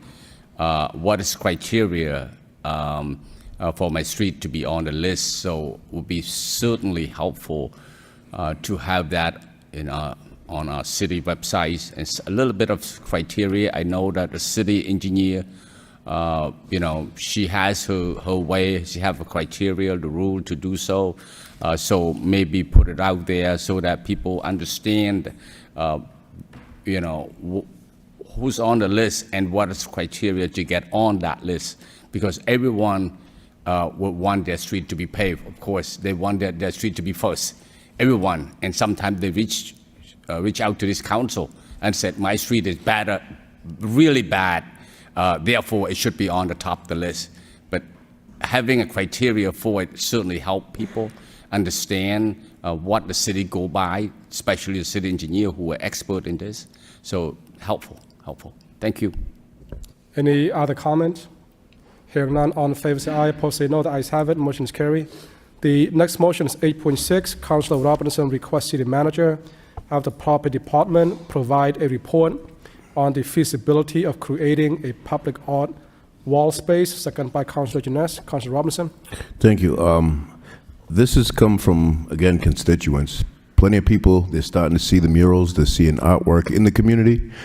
I know growing up, the only place that I saw this actually operating was in Boston, downtown Crossing by the Corner Mall. They used to have like I think it was about 10 feet tall by 20 feet wide. And it was a legal wall that they would allow graffiti artists to do work on with no problems at all. I think something similar, and I think this is something that if we can put our heads together and work with Case maybe, I don't know if this is something for maybe a subcommittee, but it could even be something where people submit what they'd like to do on this public space wall. We allow them to do it, and maybe it's a competition. Maybe it vets people that might not have the background to go out and do murals, but it's a way to get them up and running to do a long-term mural. So maybe at the end of a period of time, we have votes on who put what up on this wall, and we find a dedicated space for that artist to do something. I mean, there's a million opportunities I think that could come along with this, so I think this is something that would benefit from sitting down and hashing out. So if, through you to the city manager, do you think this would be something better suited for a subcommittee to work with Case, or was something that maybe Case would just be able to handle on their own? Mr. Manager? Thank you very much, Mr. Mayor. Through to the council. Council, I always think that if we put it through the subcommittee to hear what the councils are thinking, but as you and I had talked about this in past, I think that this is a great idea. It's going to give people an opportunity to express what they want to do on a, and I say 4x8 area, right? Maybe along the Lucy Lockham Parkway. I think this is a great idea, but I'd love to flesh it out a little deeper inside a subcommittee, and then the administration can work with the council if they think that's the best idea. Maybe we can move those 4x8s to different places throughout the city. So, yes, I think subcommittee would be the best place, my opinion. Okay, thank you. And I don't know, but I'd open it up to any of my colleagues. Any recommended subcommittees? Do we have an arts subcommittee or anything along those lines? Okay, motion by Councilor Robinson to refer to the Arts and Culture Subcommittee. Would you like to do that? I think that's a good fit. Arts and Culture Subcommittee, that works for me. Okay. Second by Councilor Leahy. All in favor, say aye. Opposed, say no. The ayes have it. Motion is carried. Councilor Leahy, do you still want to make comment? Yes, thank you. So we should be thinking big on this. Has anybody been to the Art District in Miami? That's what you want to do. These buildings, they're not 4x8 sections. They're 20-story buildings. I mean, it's incredible, the artwork that they let them do on these buildings. And we should probably plan a trip down there, the Arts Committee, to see.